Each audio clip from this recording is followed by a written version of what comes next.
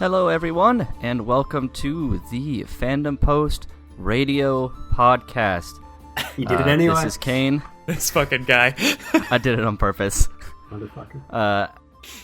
This is Kane, your temporary host until Kate gets back from maybe getting some new kittens. I don't know, she was very vague, but I'm holding it down until she can get that all squared away. But with me, as always, is Kestrel. Yo.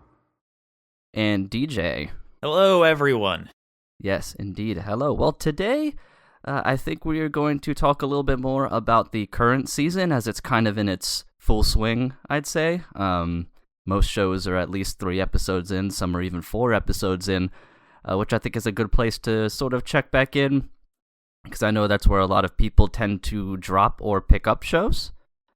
That's my personal rule for the most part, is 3 to 4 episodes is when I make a decision. So this is always a good time to check in and see where everyone's feeling for the season. But I know, Kestrel, you mentioned earlier that we have some news. So if you'd like to get on to the newscast, we can get started. Yeah, so a couple of news items from the top 2 highest rated visual novels on VNDB. First, Muv-Luv Alternative. So a year ago, it was announced that visual novel was getting an anime of some sort. No other information was really provided. Has it been a full year It's been already? a year, I checked. It was Holy shit, I feel October, like we just talked about that. Yeah. So in the past year, there's been no information at all. It already started with basically no information. And now, a year later, we're getting slightly more than no information, which is just that it will be a TV series, which wasn't certain before. It will air in 2021, and they released a 2-minute teaser, I guess, that reveals remarkably little for being 2 minutes long. It's basically just like some CG robots moving around, probably not any actual, like, in-show animation. No word on who's doing it, anything like that. It does use a track from the visual novel in the teaser, so that kind of implies to me that they will be using the music from the visual novel, which is often done, but not all the time. So yeah, that's pretty much the only update we have, but I assume we'll have more information in the next year since it's supposed to air in that time. You said this was one of the higher or highest rated visual novels, right? Yeah. I think it's number 1. Yeah. It's always been Wow. number 1 as far as I've seen, yeah, for at least the past 10 years. Yeah, that This game fucked people up. I've always, and this is coming from sheer ignorance, but you said it's Muv-Luv, right? Mm-hmm. Yeah. Alternative. I just always thought that was smut. I mean, That's- what isn't in visual novels, really? It's like 99% porn. Or 99%. I don't think Steins Gate was smutty, was it? No, that's It a wasn't, rare no. exception that had no porn in any stage of development. But very few get by with that. I wonder how much temptation there was to just slip a boob in there. I mean, A lot. There's some fan service Yeah. in there. So. there's a few shots of, like, you know, some naked girls, nothing shown, but a little bit of that. The little Skirting the tantalizing. line. So, Skirting the line. speaking I'm curious of, as to why it took so long, not from the original announcement to here, but just for something that's so well regarded that it's only just now getting an adaptation, because I feel like this will be a money train yes. as far as an anime goes. So there's a few things about that. As with a lot of visual novels, especially those that really, like, use the medium to its fullest, it doesn't necessarily work that well as, like, a singular linear storyline with no interaction. Also, Alternative is, you know, the highest rated visual novel ever, and it is a sequel-ish to just plain Muv-Luv, which is, like, not even very good at all. So you have to get through all that shit. But apparently they think you don't, because they're just adapting Alternative, which is the good stuff. And Muv-Luv itself is made up of 2 parts that are very disconnected. And basically each of the 3 is like a new timeline of sorts, but you as the protagonist have knowledge of everything that's happened before, and it's important that you know what happened in Muv-Luv in Alternative. So I'm not sure how they're going to make it work. Also, it does a lot of references to, like, well, I guess mostly within the previous game, just the multiple routes that you've been through as a protagonist. So yeah, a lot of things that I don't know how they're going to make work. So, a question about that as someone who hasn't played Muv-Luv, but will eventually. Is part of the reason why Alternative is so good is part of the reason for that because of everything like Clannad and Clannad Afterstory. Afterstory was impactful because you spent all of regular Clannad getting attached to the characters and everything. Is Muv-Luv a similar situation? Like, will Alternative still have the same impact on people who don't have an attachment to all of those characters? I mean, I just don't really know how it's going to work in general, because it just doesn't make sense to me. So I feel like they have to change a lot. They could, like, I guess, I don't know what the normal Muv-Luv story is like. I don't know if they could fit it into, like, a special. Kind of like how in Chaos Child, they recapped all of Chaos Head in the first episode. Yeah, but there is also a Chaos Head full anime series. That is also true. You know, I try to forget that, though. Right. Yeah, so like... Yeah, those are shitty, aren't they? Chaos Head's my least favorite anime ever. Well, Wow. next to Wow, my shit. least favorite full-length anime. Pupa is number one as the worst.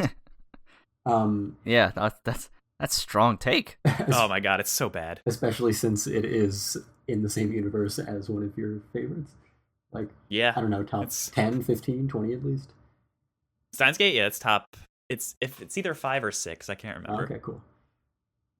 If you guys can think of one real quick, based off of what Kestrel said earlier, what do you think is a TV show that has the worst opening season but actually gets really good in the end? Can I answer DJ's question first? Oh, yeah, sure. Before going into that completely unrelated topic. Yeah, so I think it's similar to the Clannad situation in a lot of ways. However, at least from my experience, and maybe just because it's so drawn out in visual novel form, and I don't particularly like visual novels as a medium compared to like anime, it's really obnoxious, and I kind of hated the characters in the original Muv-Luv. So I don't know whether that's the case.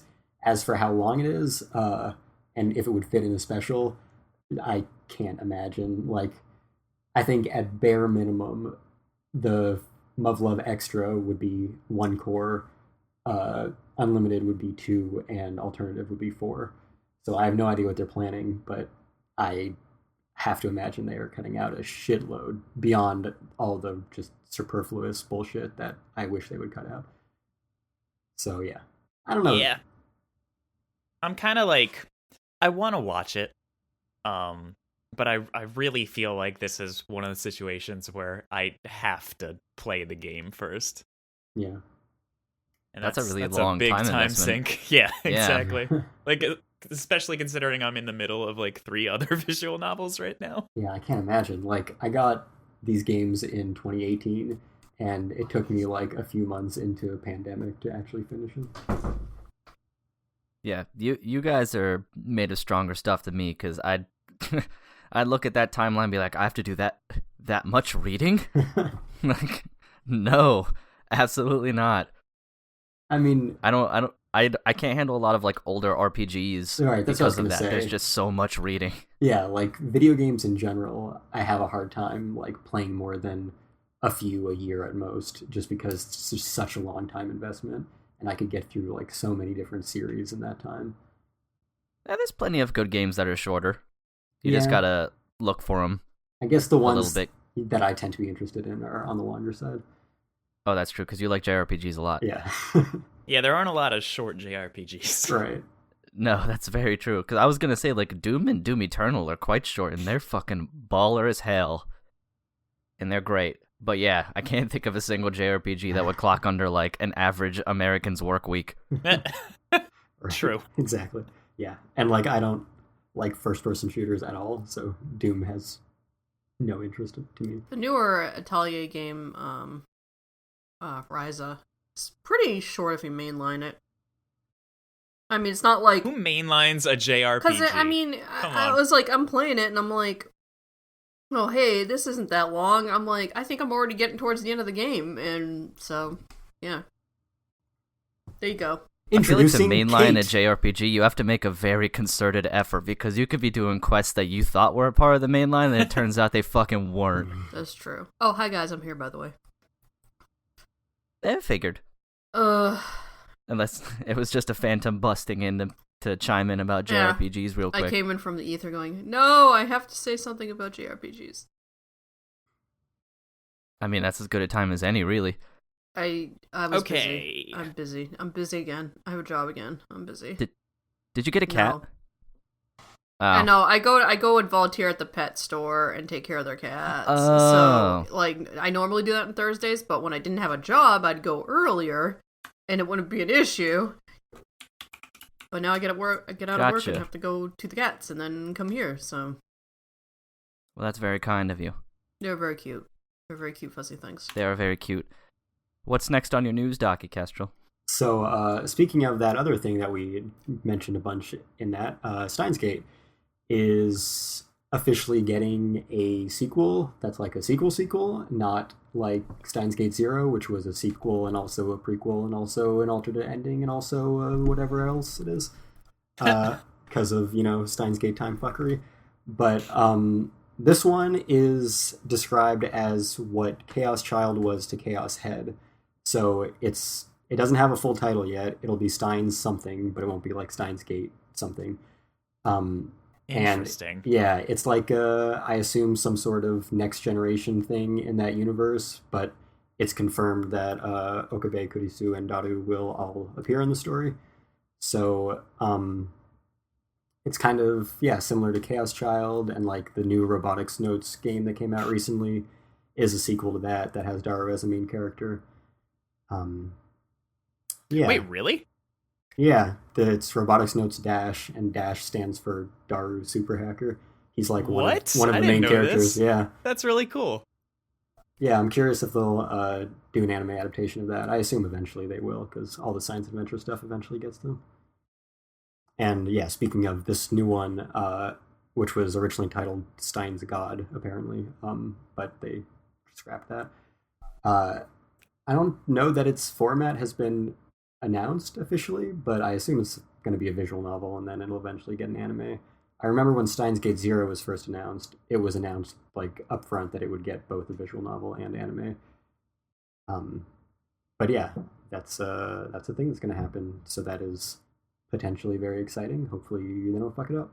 So far, I think in the science adventure series, Steins Gate is way above everything else. Everything else related to Steins Gate is way below it, but still way above everything not related to Steins Gate. So as long as this fits within that area of like the Steins Gate movie and Zero, where it's like, yeah, it's no Steins Gate, but it's pretty good, especially compared to all the other science adventure stuff, then yeah, it'll be worth existing.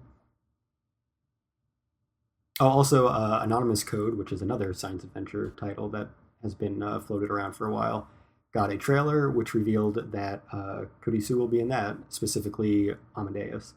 So I guess not really Kurisu. Her brain, kind of. Kind of.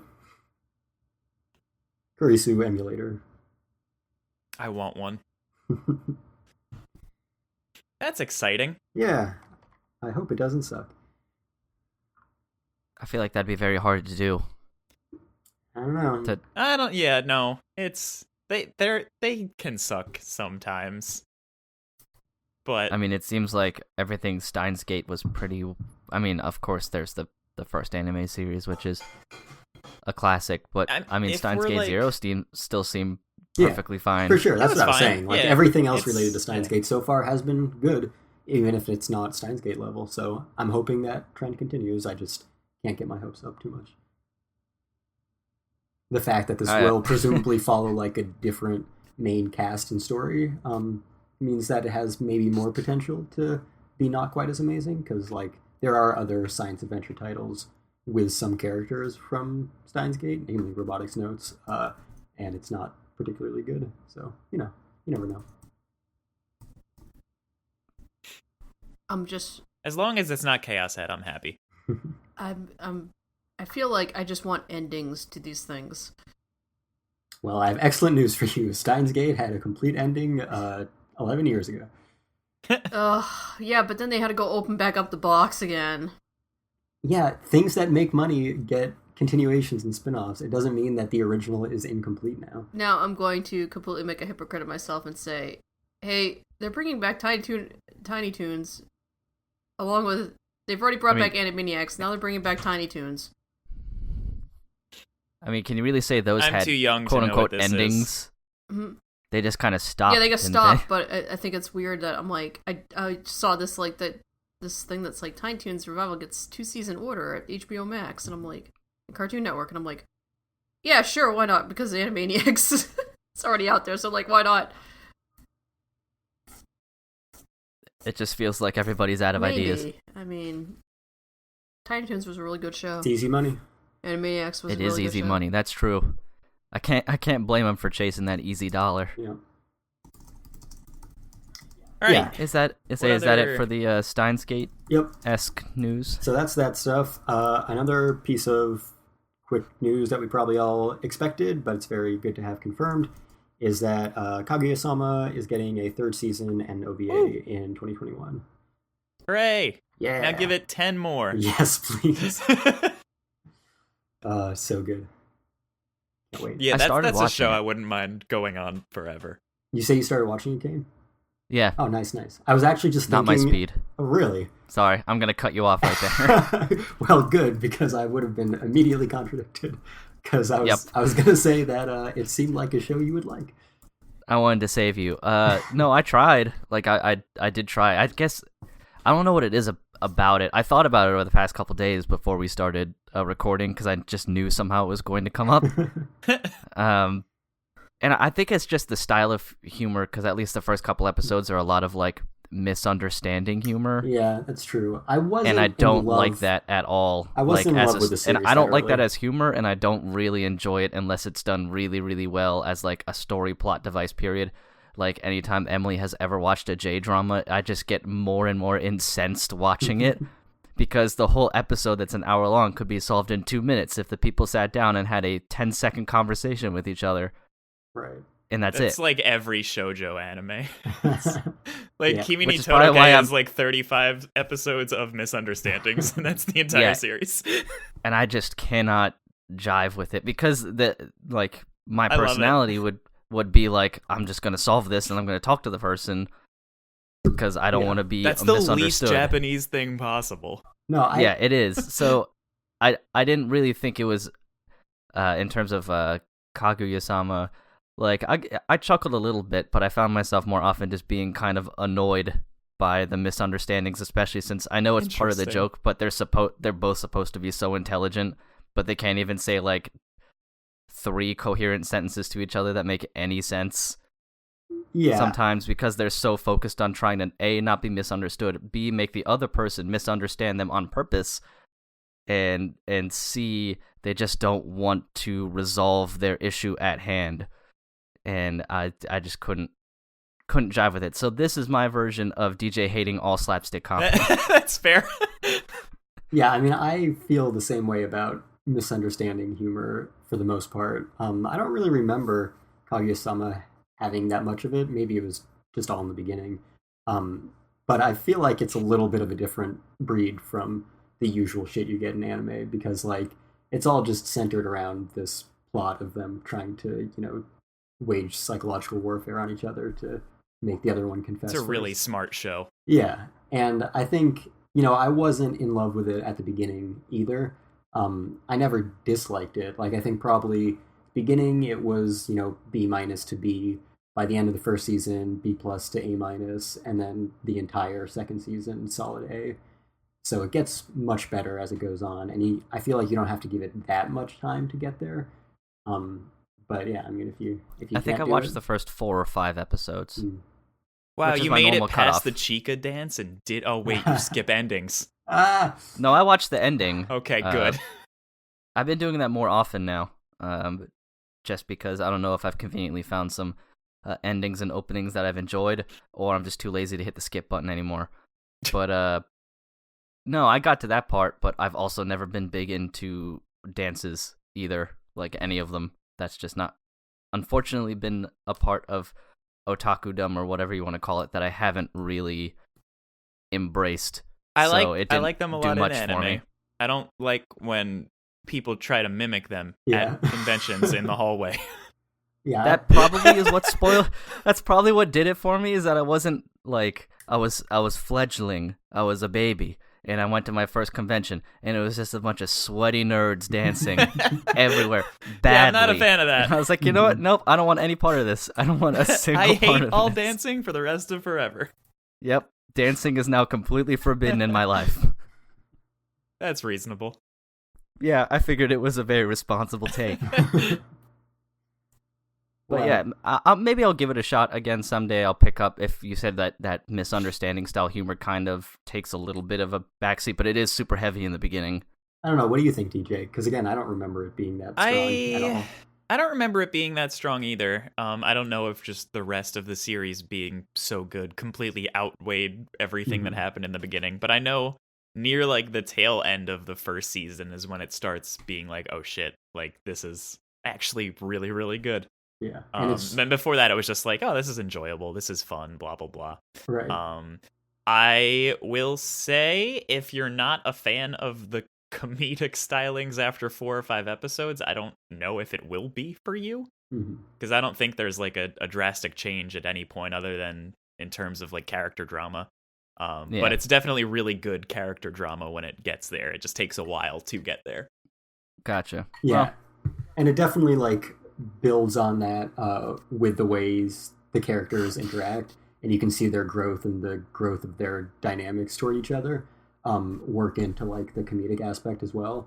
And I think it gets a lot smarter as it goes on, a lot more I don't know, just like intricately plotted out, even in terms of the comedy, because at the beginning I do remember it being like very much just straight comedy, short little silly vignettes that don't really mean anything. But like the second season, it's all pretty very linear, well tied together. Everything matters. Everything develops onto each other. So, yeah, I see. Well, then, based off of that, I can completely understand why people love it. I mean, I know I'm an outlier, but yeah, it could be something I pick up again someday. Just those first couple episodes that I wasn't feeling it a whole lot, and neither was Emily, so that didn't help either. So. It's definitely interesting to hear. I think you might be the first person I've heard from that like doesn't like it. Same.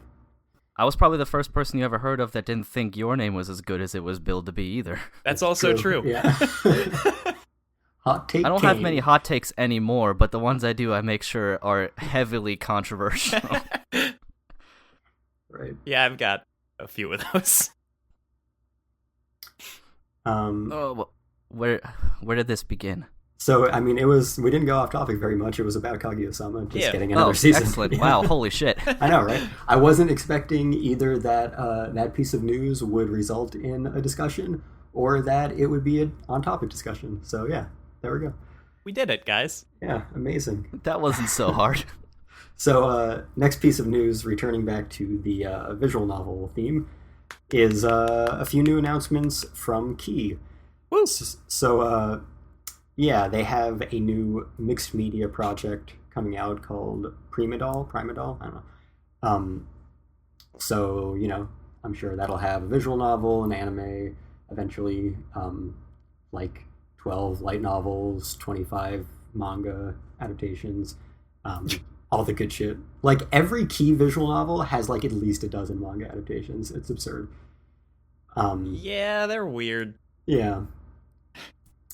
So I'm all about more Key stuff though, and I'm glad that they've been like putting out a good amount, or at least teasing a good amount lately. Yeah. Like they're like picking it back up. I'm ready for like a new Key anime that's really good, because it's been a really long time. Wait, hey, Kami-sama might get better. It might. Okay, sure. We can talk about that. I like it a lot. Yeah, we're gonna talk about that later. Yeah, so along with that, they announced 3 new kinetic novels, which I realize in our chats today. So stupid. Normal people don't know what that means because it's a dumb buzzword that Key throws around. It's just a visual novel with no interaction. And they kind of pioneered that with Planetarian, and they've made a few others. I think a few other companies have made them. They may or may not refer to them as kinetic novels. Yeah, that's a thing. That's just like what they're called. Okay, but it did start with Planetarian, and the brand under Visual Arts that Key co-produced that under is called Kinetic Novel. It's like a registered trademark, so other people are just kind of adopting it from them. Interesting. Yeah. Yeah, that's like a tag on VNDB now. Yeah, I believe it. It makes sense. Got to have a name for it. Yeah, so of those three, one of them is written by Ryukishi, how was it pronounced, 07? I just say 7. 7, okay. From 7th Expansion, obviously the creator of Higurashi, Muneko, etc., who also apparently was one of the writers of Rewrite. Another one of the writers of that, I think, Romeo Tanaka. So I think you know him better than I do, DJ. He's very smart and strange. Cross Channel, which is a game he developed or wrote entirely by himself, is like one of my biggest inspirations for writing, where it's a lot of like speaking directly to the reader and a lot of fourth wall breaking and stuff. And he's just a really strange guy. So I'm excited to see more of his Key stuff. I still haven't played Rewrite. I made the mistake of watching the anime. Bad. Yeah, it was bad. It was. I reviewed every single episode, and I hated every second of it. But yeah, lots of Key stuff in the future, and an interesting lineup of writers. Yeah, so those two, and then the third one is Takeshi Matsuyama, who I've never heard of, and he's written a bunch of light novels, but it looks like he's never worked in visual novels before. So yeah, interesting. We'll see what develops out of that. Considering I spent several $100s on the Clannad Kickstarter and never touched the visual novel, probably not going to end up looking at any Key stuff if it doesn't get turned into anime, but hopefully it does, and it's good. I'm still in the middle of a Key visual novel right now. Summer Pockets. Summer Pockets. That could be an anime. I'm sure it will eventually. I sure hope so. It's good. Was there more news, or should we jump right into the Kami-sama discussion? Now I got more news. Okay, bring it on. So, why is it a Kami-sama discussion? Well, it's the new Key anime. We're just going to talk about God. Yeah. I guess that's what we're doing. Welcome to the Fandom Post Religious Podcast. Mm-hmm. For a spinoff. Spin. So my other piece of news is Netflix had a big presentation about anime specifically, where they announced a bunch of stuff. I don't know that I'm going to go through all of it, because there's like a bunch of stuff announced. You guys can, look into it and bring up anything that you're interested in. I'm going to go over the few things that I'm particularly interested in. I will say, as always, Netflix announces a lot of Netflix original anime, which means some of it may be a Netflix original, some of it may actually be anime. Some of them may be new announcements. Many of them not at least one or two of those things. But it's whatever they want to call it, apparently. So one thing that is all of those things, which is exciting, is a new Rilakkuma series. So yeah, I'm excited about that. I really liked the first one last year. And Rilakkuma and Kaoru? Yeah. Yeah, Emily and I love the fucking shit out of that. Yeah, it's really good. So I'm excited. I got her a Rilakkuma for her birthday. I think you told me that. Yeah, that's a good. Yeah, we tried to take the zipper off the back, but it won't let you. Motherfucker. What's the point? I know. That's the only reason I bought it. Yeah, return that shit. Yeah. So I think this has been confirmed as another full series. So that's exciting. Another piece of news. So this one is filed under the not Netflix original, even a little, because it's been out since 2017, and they're not getting it until 2021, which is the Jojo Part 4 OVA that centers around Rohan. I think it is the only one of its kind for the new JoJo adaptations, and it's based on a, I think, kind of long-running-ish manga spin-off that's had like a few installments in the 90s and then a few recently. So yeah, that's cool. I'll check that out. It's a 4-episode OVA or something. And then the other thing that I care about, or I hope I care about it once it starts, is Eden, which is an actual Netflix original anime that was announced, I feel like, definitely over a year ago, maybe even 2 years ago. And the reason that I'm interested in it is an original anime by the director of Full Metal Alchemist Brotherhood, the character designer of Cowboy Bebop, and the composer of Made in Abyss. So that is an all-star combination. Yeah, that's a really good combo. If that ends up bad, then I don't know, man. GB8. No, these are all people that are very good at their jobs in the anime industry, and not just a bunch of random people from throughout the, I don't know, art industry that don't belong in anime production. So yeah, that is coming in May 2021. It had been announced as fall 2020, but obviously that did not happen. Yeah, those are the things that I was interested in from their announcements. I don't know if anyone has anything else in there that they want to talk about. I was intrigued by the High Rise Invasion show because I'd seen that manga in an FYE of all places like 2 years ago, and I was like, oh, this seems neat. People wearing weird masks and killing each other. I don't understand what's going on, but all right. And then I never picked it back up again. But now it gets to be an anime, so all right, we'll check it out. So, and of course, also since you mentioned it, the Rilakkuma thing is of course very exciting. You got anything, Kate? No, I got nothing. I haven't been paying attention to anything. Well, I don't know how I feel about the whole Netflix thing. What about it? I don't know, just in general. Yeah, I want them to go away. I mean, there's a few problems for sure when they get exclusive rights to an anime that isn't like one that's actually a Netflix original that they release worldwide simultaneously. Then it sucks ass because we gotta wait way longer than we should. And in general, things that they have exclusive rights to, especially ones that are produced by them, tend to get released on home video never 2 years later. So yeah, those two things suck a lot. I wish they would change because there's no reason they shouldn't. I'd have to do more like personal research to form a good opinion on it. But I guess Kessler, you might know, or DJ might know too.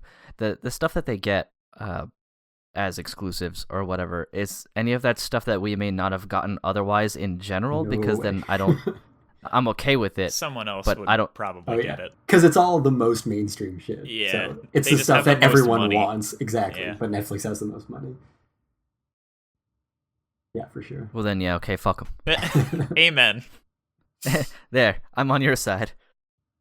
One other piece of news that's actually a month late at this point, and I'm ashamed that I missed it when it was announced, but I'm going to put it in here. Speaking of, wow, this is a remarkably coincidental segue. Speaking of anime series that start with the word Eden and will be released in spring 2021, and the composers of those series, Eden Zero, which is the new anime from Hiro Mashima, who did Fairy Tail and Groove Adventure Rave or Rave Master. So that's coming out in spring 2021 as well, and the composer for it is Yoshihisa Hirano. Yay! You may have remembered me interviewing a month and a half ago and being like, hey man, when are you going to do some more good anime? Because it's been 6 years since you've done any anime except like Zoids. And he was like, Are you saying Zoids isn't good? For doing new anime that isn't to sell toys to children. There we go. And he was like, I'm definitely working on stuff. It'll be out next year. I can't talk about it yet, but it will be coming soon. And sure enough, 2 weeks later, it was announced. And I don't know if it'll be like as continuously long running as Fairy Tail, but it certainly will be a very big property, considering it's, Mashima's follow up to that. And the manga, I hope this anime is good, because obviously I want to hear his new music. The manga isn't particularly highly rated as of right now. And, I liked Fairy Tail a lot at times. The final season had some really good, like, backstory of the main villain throughout various stages of his life, since he's, like, many hundreds of years old. And the studio that's doing it is JC Staff, which is, a competent studio, but they're not especially in the business of, making, what's the term, silk purses out of sow's ears or whatever. Something like that. Insert phrase here. Pretty sure that's how it goes. Polish and turn, basically. So if the manga is not that good, I don't know that I should expect them to really knock it out of the park. Compared to, like Madhouse, who did all of the anime that I really love his music from. Hunter x Hunter, Death Note, Hajime no Ippo. Obviously, those are all great manga to begin with, so it has that advantage. But yeah, I hope this series is good enough that I will want to watch it beyond just hearing his music, so that I will, get to hear it without killing myself. And 2 Eden announcements back to back, and neither of them are the one that I want. Which is what? Minori, who is the visual novel circle that did F, has a game called Eden Fairy Tale of the Two, and I would love an animated version of that. Yeah, I'm looking forward to when this new Eden series actually comes out, so that when I search Eden anime, I actually get stuff about it instead of just 100 results about Eden of the East. That's another Eden anime.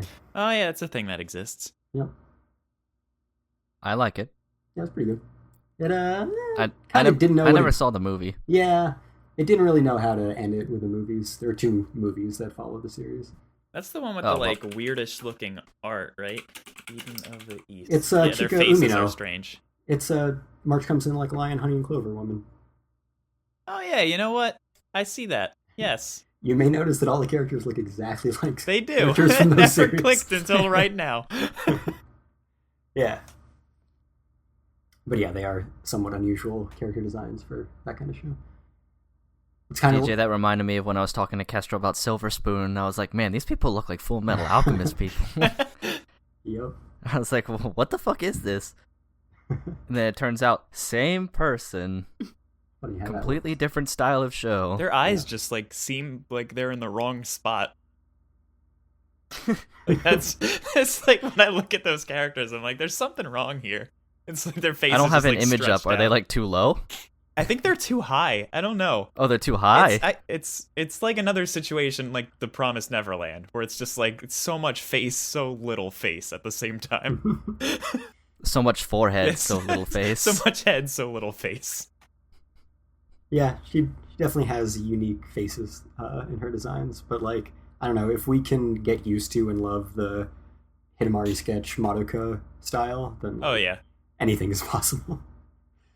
And I love the way that March Comes in Like Lion especially looks. And I think through that I've really enjoyed her other works visually as well. All right, that's what I got for news. Excellent. So now we can move on to talking about the season and doing our check-in. Is there any show that people wanted to start off with voluntarily, or are we just going to have to divvy this shit out? Kane, yes. How about you choose a thing that we talk about? You're good at that. Okay. This last episode of IWGP was finally what I wanted the show to be. Yeah, watchable. Yeah, like interesting and good. Like just as a general show. I mean, I think I wrote that down in my my notes that this is what I thought the show was going to be, and it's the only thing that saved it for another week of watching it.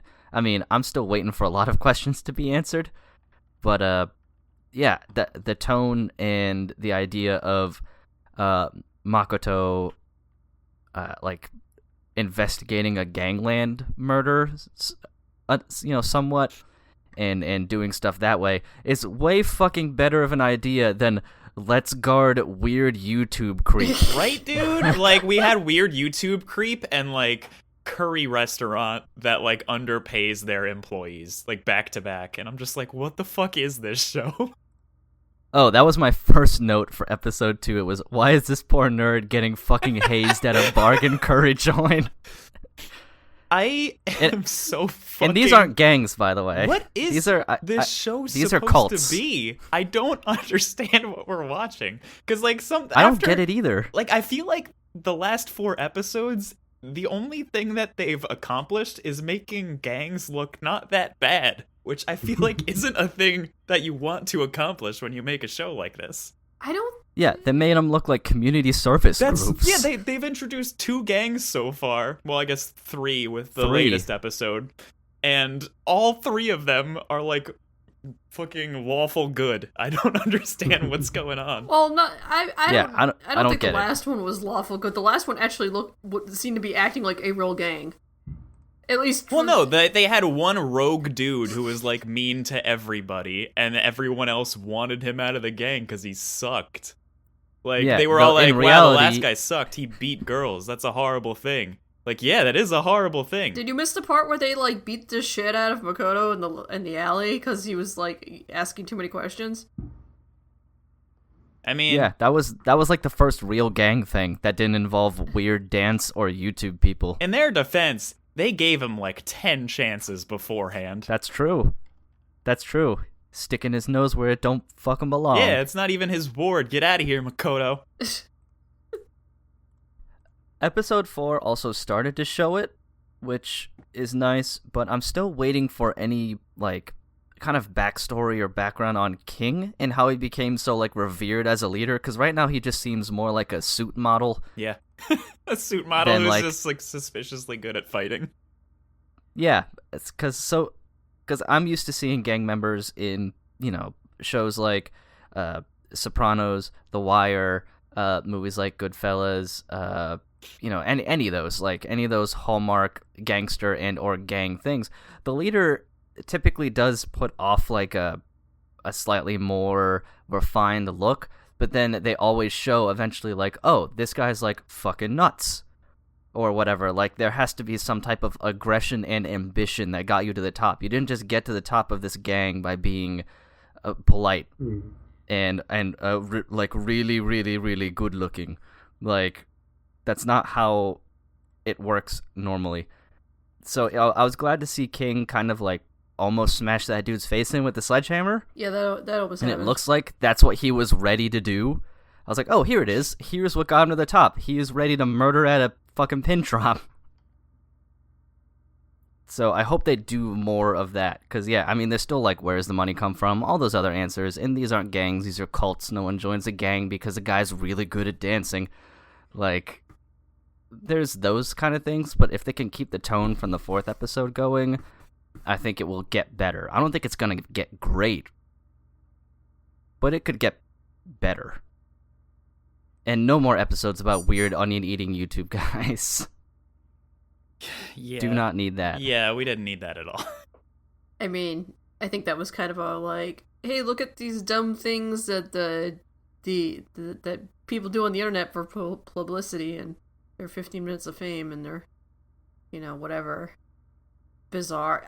The thing that got me about that whole thing was that everybody trying to explain to Makoto, like, what YouTube is, essentially. Oh, yeah. I was like, has he been living under a fucking rock? How does he not know what, like, YouTube is? You mean Zeta movie. Yeah, well, it had the same logo as YouTube. 2 different things. Completely different things. Yeah. I was just like, my first reaction to that episode with this freaking YouTubers was the whole Steve Buscemi, how do you do, fellow kids moment, because it felt very much like somebody trying to explain to, like, your 7-year-old parents what, fucking influencers on YouTube do. Yeah, I mean, I get that message. It just didn't feel like it told us anything about any of the characters. No, it's like at all. It didn't do anything other than show that YouTube people can be weird, especially what feels like the early days of YouTube that they were trying to cover, where people could get famous by just eating onions, which I don't think is quite the case for YouTube anymore because it's grown so much that, I mean, most of the big videos you see have insane production levels, not just a guy eating an onion in public as fast as he can. But I could be wrong. There. That episode kind of went from like the beginning of like, like Gonzo Media YouTube videos, people getting, click revenue and stuff, to like how it has crashed in about 30 seconds. Like they're like, oh yeah, well I had this, I could afford this team of like guys to like work for me and produce my videos and stuff, and then by the end of the episode he's like, yeah, I had to fire all these people because I don't make enough money anymore. And they never address the reason why, like that those companies are predatory and they skim money off the top from their content producers, and we're, even if they were still getting 1 billion views or whatever, they're not making as much money anymore. They never got into that. No, they didn't. They were just like, the money is less now. And that was kind of their only reason to move the story along in terms of firing the bald guy. Yeah. And whatever else happened. Yeah, so episode 4 was enough for me to want to watch episode 5, because if it was going to be another like kind of shitty thing, I probably would have dropped it. But if it can keep this tone, then I'll keep it going and see what happens, because I am still somewhat interested in how Makoto gets away with everything that he gets away with, like being a part of the gang but not being a part of the gang, and being friends with the police but not friends with the police. Have you ever met those people like in high school that could like go between every social group and everybody liked them? Had nobody? No, we didn't have any of those. Okay. People like that actually exist. There are those people that are like super charismatic and they're just like super nice and friendly to everybody and stuff, and like they can just like talk to anybody and they're like accepted by everybody. Yeah, I know some of those people. Yeah. Makoto's one of those people. He's just like this super nice guy, like that could just, talk to anybody really chill and casually and stuff. Like that random guy, like in episode 4, the guy just talking to him and being like, "Hey, could you help me out? You look like you're your son's age, and you could be in a gang. Do you know, XYZ?" That felt like the start of a side quest. Yeah. Like, oh hey, youngster. Though I did really enjoy his cab's sound system with the tube amp and all that horse shit. And then when he just popped a CD in, I was like, Jesus Christ. It seemed appropriate. He's got this nice tube amp and all these other gauges and stuff that are like stereotypical hallmarks of a hi-fi system, and then he just pops probably some random burnt CD in there. So I enjoyed that, but yeah, that's pretty much all I got to say about IWGP. Hopefully next week doesn't suck. Yes. I'm like looking at this episode going, oh yeah, you guys remember what quality is in storytelling, you just choose not to. That's pretty spot on. So if that's about it for IWGP, DJ, I kind of want to hear your opinion about Sport Climbing Girls, because I looked at that and that show looked like straight trash. Same. Yeah, okay. It's not as bad as I thought it was going to be. I did not have high expectations going into it, but it's serviceable. It is an anime Fan serviceable? Yeah, it's definitely fan service heavy. It's like not as heavy Kate. on the fan service as like the Dumbbell anime was. It's like there's actual information about rock climbing in this anime, so they're not just bullshitting. I mean, there was in that too. It was just accented by lots of heavy grunts and stuff. Yeah, this is a lot less in your face. Like Dumbbell Show was like they were intentionally like just fucking throwing fan service at you, and they were like, "We know why you're here," and it's just not as heavy in Ibukakaru. It's still not great though, because it's still an anime about something I'm not particularly interested in. Just kind of structured like any other sports anime is, where it's just like, we're trying to be the best, so this is our montage of us trying to be the best, and that's just what the show is so far. Nothing Just really like to one write long home about. montage. Yeah, it's like one long training montage. Protagonist is interesting because like it's 4 members of a club, and they're like trying to get to nationals, and everybody has like their way that they're good at rock climbing. And the main girl was like, she used to be a professional gamer, and so her strength is that she's like able to analyze the wall like it's a fucking video game, because apparently rock climbing walls are also puzzles. And that's not a thing I knew prior to watching this show. So she figures out the puzzle and then does climby stuff. The end. I did go to a climbing gym once. I've never rock climbed before. I want to. It looks fun. It is fun. I've also been to a rock climbing gym a few times. It is a lot more tiring than you would think. Mm-hmm. And it's like a full body exhaustion. It's not just your arms. It feels like everything's about to just wither and die if you're there for a while. Yeah. But it's fun, for sure. Alright, I don't think anyone else is watching that out of this group. So, DJ, if that's it for your thoughts and feelings on girls climbing. That's basically all I have to say about that show. Fantastic. Kestrel, is there anything you wanted to talk about? You have quite a long list. Yeah, DJ and I have the same number this season. Oh yeah, you both do. How about that? Yeah. No, I figured I don't know if I've ever tied with Kestrel before. He's always above me. Yeah, probably the fact that I only have like 3 carryover shows is probably why. Have you dropped anything so far? No, not yet. Oh, okay. Interesting. Yeah. I wonder if this is just how it's going to be from now on. Because this is the new DJ who's able to watch this many shows. I probably wouldn't have been able to, like, last year. Mm-hmm. The new and improved DJ. The new and improved DJ. The one with, like, more than 4 hours of sleep. Whoa. Yeah, life is good all of a sudden. Anyway, I figured someone would just pick what I talk about. So I don't have anything in particular. Okay. Let's talk about Moriarty the Patriot then, because I'm also watching that. Okay. My only real like observations, other than that I generally like it, and I'm kind of like DJ with the Climbing Girl show. It is better than I thought it was gonna be in some ways. But Kestrel, I want to know your opinion on I guess generally Moriarty, like the younger, the twins, their idea as it relates to like Death Note and the whole if we just kill the bad people, it's gonna go away and the world will be great. Right. Yeah, no, it's definitely the same kind of moral conflict, which I kind of talked about the last time when the first episode came out, that I expected it to go that way, and it's definitely going that way now that we're getting like their backstory and stuff. Yeah, for sure. Yeah, I mean, we can all get behind Eat the Rich, especially in the context of, old noble England, where the rich are just real bad.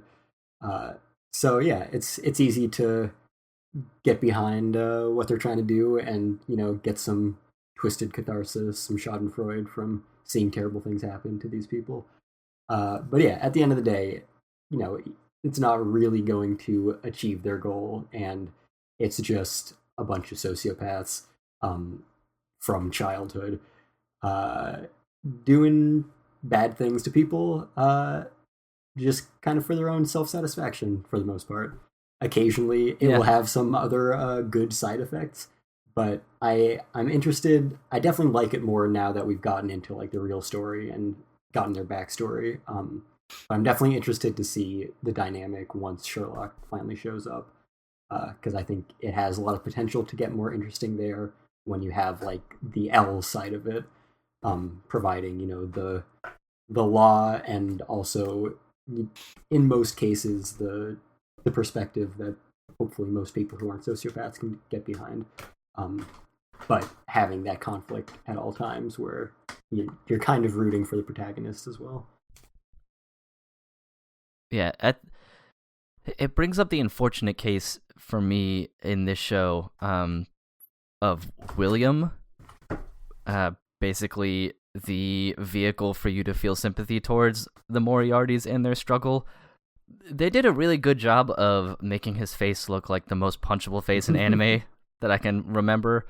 But I put this in my notes for episode 2, and it's actually my first note in episode 3, which was I was a little concerned that they were just going to turn him into a complete, like, parody of a rich person. And that's exactly what happened. Yep. For sure. Yeah, I'm reviewing the show this season, and that's definitely something that I talked about a lot in the last episode, was that I'm glad that we're getting this premise that kind of has inherent moral ambiguity. But even within that, where kind of both sides are in the wrong, one of the sides is so just comically evil that it's a little hard to feel like it's a real story with real characters. Yeah, and I'm afraid that's going to pull me/us out of it more than what's intended, because, yeah, it completely felt like William, especially, was just like a caricature. Exactly. That's exactly the word I used in my review. Yeah, he was just a caricature of the exact thing that Albert and Lewis, and I can't remember, is it William, as well? Okay, I thought I was wrong. I was like, there's no way they're both William, but I couldn't remember. But yeah, William, Lewis, and Albert, it was just supposed to be a vehicle for you to be on their side immediately. Mm-hmm. Exactly. To really get rid of any gray zone, at least right in the beginning. But man, they just rode that shit so hard. Like, I think I immediately wrote that note down as soon as he said, clean up this tea mess with your tongue. And I was like, okay, no one ever did that. This has never happened in the history of ever. Yeah, I don't think this was on the reg. And I get they wanted to make him look extra bad, but still, like, that was kind of a, okay, so William is just bad for the sake of being bad, and we'll never learn anything about his personality until he's dead.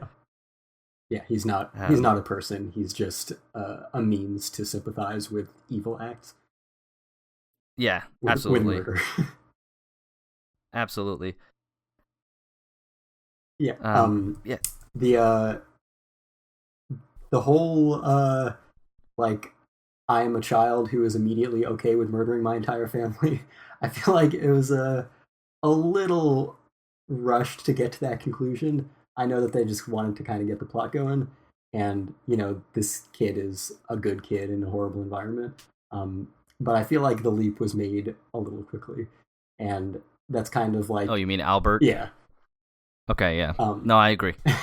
Because that's kind of the main character, William James Moriarty, not to be confused with William James Moriarty, the other one.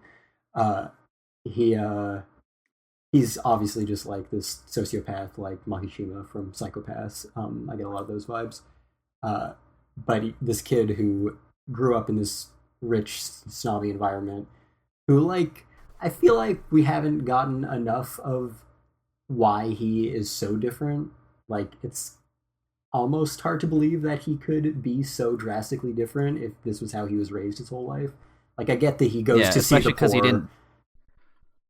He didn't do really any actions other than going to the school. Yeah, that's the only thing. To show that he vibes with the commoners. Yeah, that's his only exposure to, like, commoners are human beings, instead of just the ideas that everyone around him in his environment have.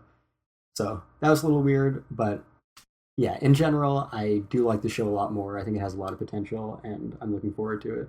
And I'm, enjoying the twisted Schadenfreude of it so far. I enjoy some good Etherich stories, but I'm for sure. I'm definitely looking forward to seeing how Sherlock plays into it and how the conflict goes when you're probably not just going to be rooting for one side of it. I certainly hope that when Sherlock Holmes is introduced, he is a more three-dimensional character than all of the supporting cast antagonists we've gotten so far.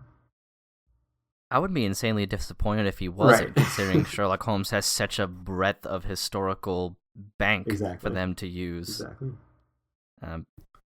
one a question that I think is interesting about this show is I wonder which setting leans closer to Victorian reality vis-a-vis nobility.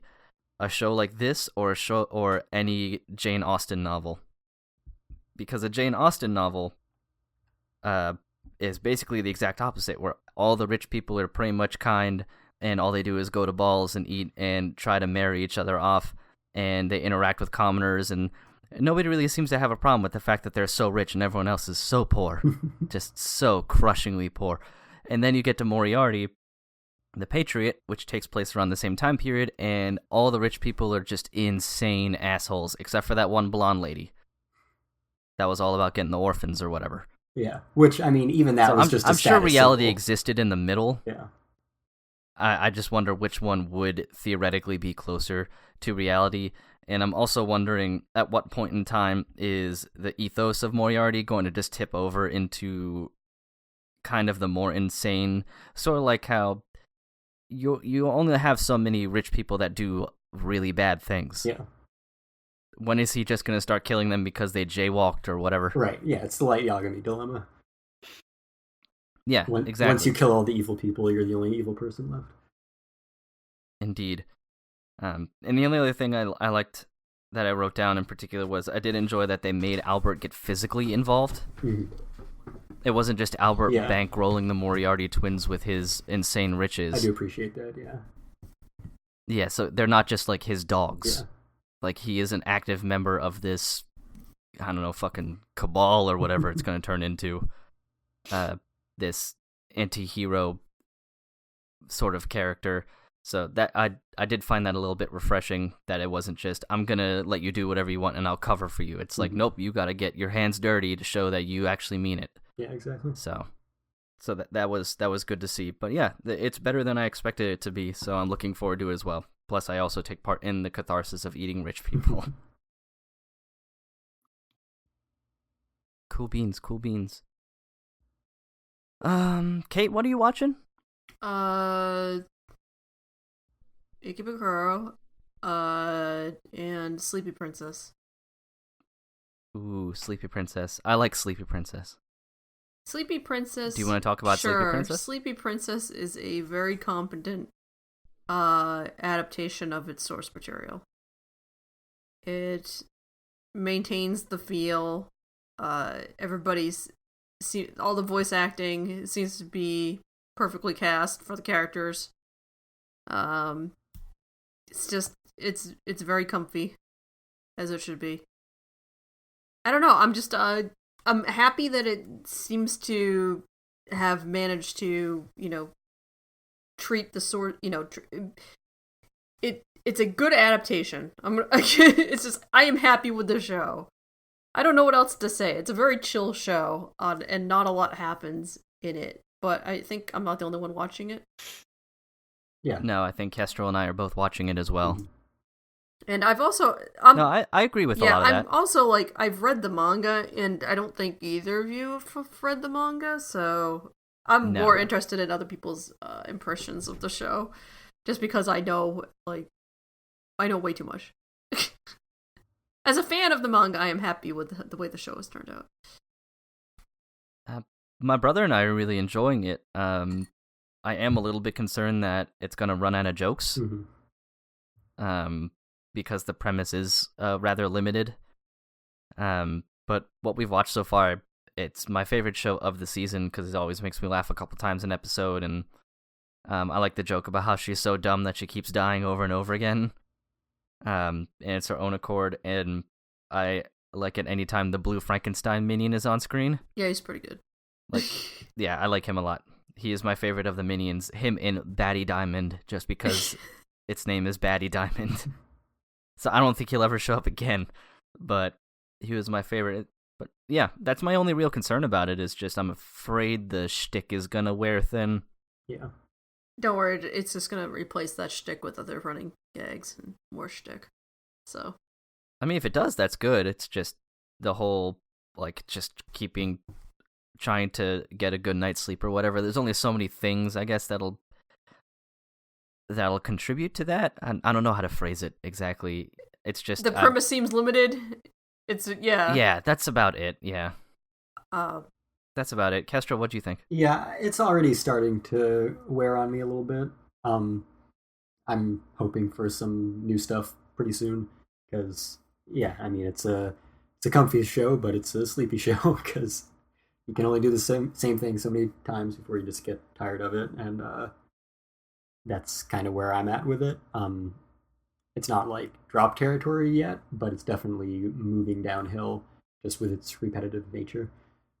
So I hope for some new stuff because yeah, it's very competently produced, and it does manage to be pretty consistently funny and enjoyable. It's just yeah, I get kind of worn out with the same joke over and over. yeah, the manga does move away from the whole like, sole focus on her trying to get a good night's sleep to, more hijinks and stuff at some point. I just can't remember when that some point is because I'm like on a volume 12 or something of the manga, so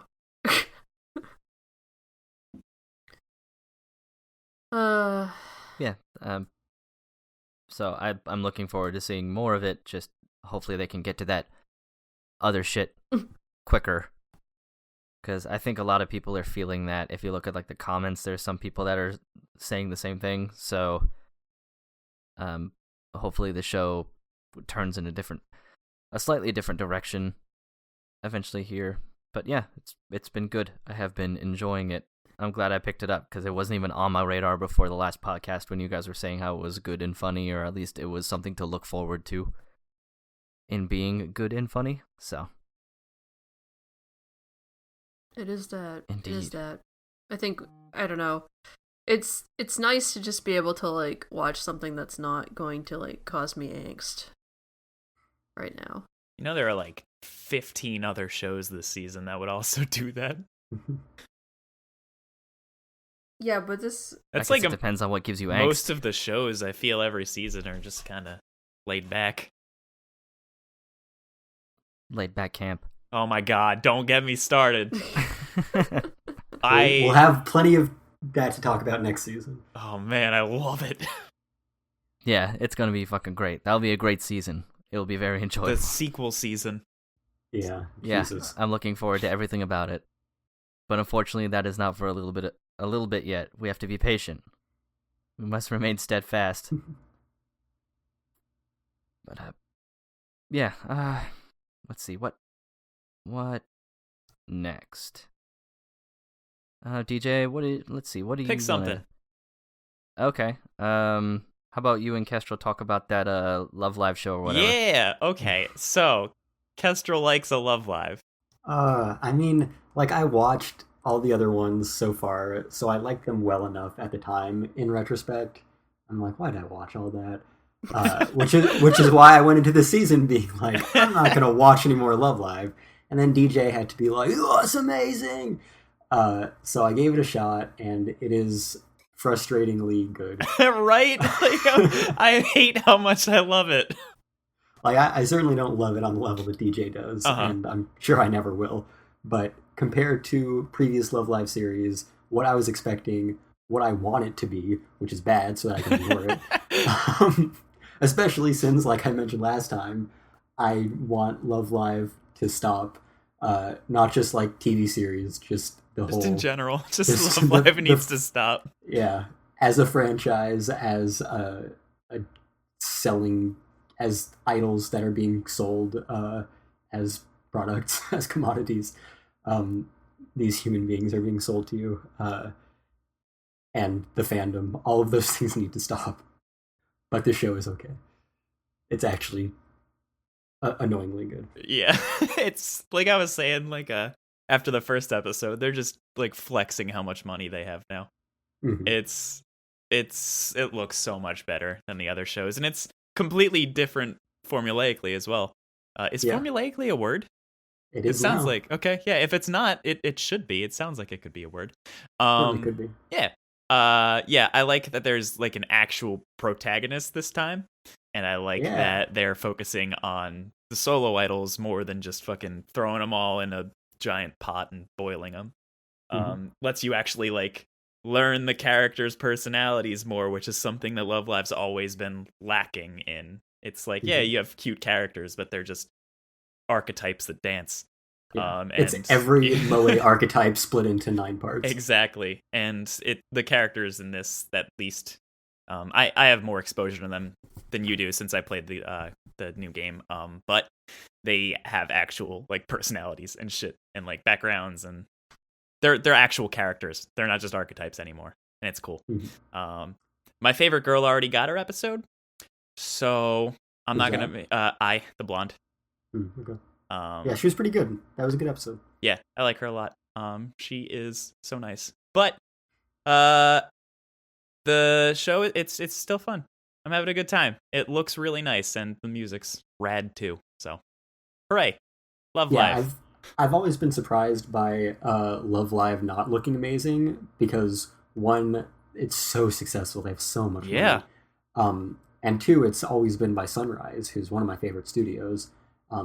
They've put out a ton of really great stuff. So yeah, the ugly CG dancing that has been so like bad. a trademark of Love Live for so long has always kind of confounded me. So I'm glad to see that they've really stepped their game up with that.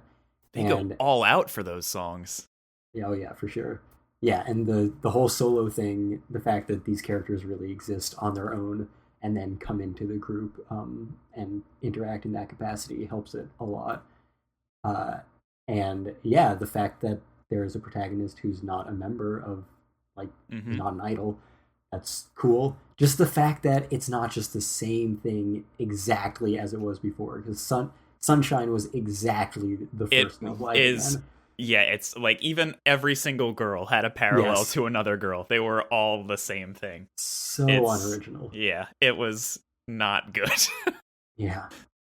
So yeah, the fact that it's not that even a little bit, that you can't even try to make parallels between the characters, I appreciated that a lot because it is still a 9-member unit. So they certainly could have, fallen back into their old ways and just copied their moneymakers. Yep. But they definitely feel like new characters and more like characters than just tropes. Agreed. I'm glad that I ruined your season by making you like it. Thanks for that. All right. Well, that's Love Live. I don't know what else Kane and Kate are watching. I think we covered all 2 of Kate's shows. Yep. Mm-hmm. Kane, do you have anything else that you'd like to discuss? I'm watching Wandering Witch. Oh, we're all watching that. Hooray. Well, all except Kate, who finished I'll get already. around to it eventually at some point. Will you? That means fucking never. Not a chance. No way. Elena's a sociopath. Yup. I Things love got her. dark very quickly. Yeah. Yeah, she is less witch and more a member of Starfleet in that she does the fucking not messing with societies or towns or anybody for any reason whatsoever. Very good. The Prime Directive. Yeah. She is very good at that. She rolled up in that town that was having the happening, and she just fucking bounced. That's the flower one, right? Yeah. Right. Okay. Well, I never saw the happening, so like I wasn't sure. Yeah, the end of that episode, I thought that was gonna be just like a fucking one-off thing, where it's just like, oh shit, this is whack, I'm out of here. But then like that happens like in the next 2 events as well. So I hope that it's just the rest of the series is just more of her finding horrible shit and just leaving. I'm all about it. I mean, that's what she's been doing so far. The last 2 episodes, yeah, but the one before that, it was like not that bad. It's just like a girl who fucking manipulated her or whatever. Like, big deal. Yeah, like that one was very fucking deal. Who cares? No, I mean, yeah, the second episode, she was kind of the victim, even though she kind of knew what was going on. And she spent most of the episode helping this person who, robbed her. So yeah, it was a very different view of her, and especially comparing what we expected from her from like the first episode to the past 2, we were like, she was very cute in the first one. She had a breakdown because she was just trying her best and, got bullied by her teacher a lesson. so that she wouldn't be arrogant, and now she's exceedingly arrogant, complete sociopath. Yeah, she's insanely arrogant. It's great. She's so full of herself. It's so bizarre, yeah. So I feel like it is not at all the show that we expected, because we were like, it'll be like a nice little Yasuke show. She'll go around doing nice things. But one thing that Kane did mention after the first episode, when we last discussed it, was comparing it a little bit to Kino's journey, which is now 100% the case, because not only does she roll through random towns and check out what's going on, but terrible things are constantly happening, and she just strolls on through and doesn't care, which is right in line with Kino.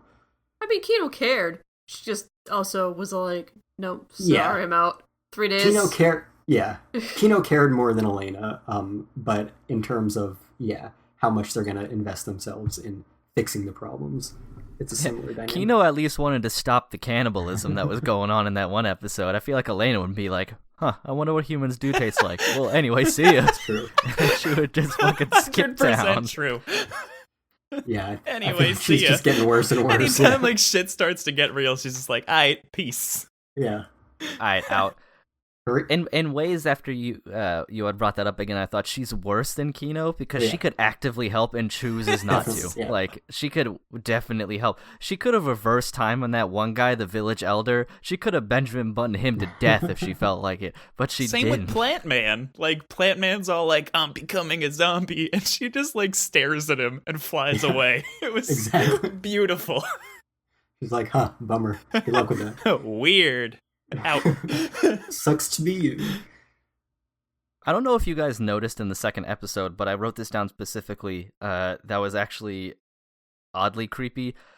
So you know the shot where the girl is in bed with Elena and like crying about how she doesn't have friends or or whatever it was, and then it pans down to the shot of the old man reading and just smiling as he's like listening to her sob. It didn't even occur to me. What the hell was that? They pan down and he's just like, because she's finally talking to somebody. She has company. And her sister's gone. She is sobbing out loud. It was an emotional breakdown. It was a big moment for her, and he's happy that she can feel. I took it as he was happy to hear her crying. That's the vibe I got. That's definitely what it looked like. Knowing how the last 2 episodes have gone was probably the more accurate one.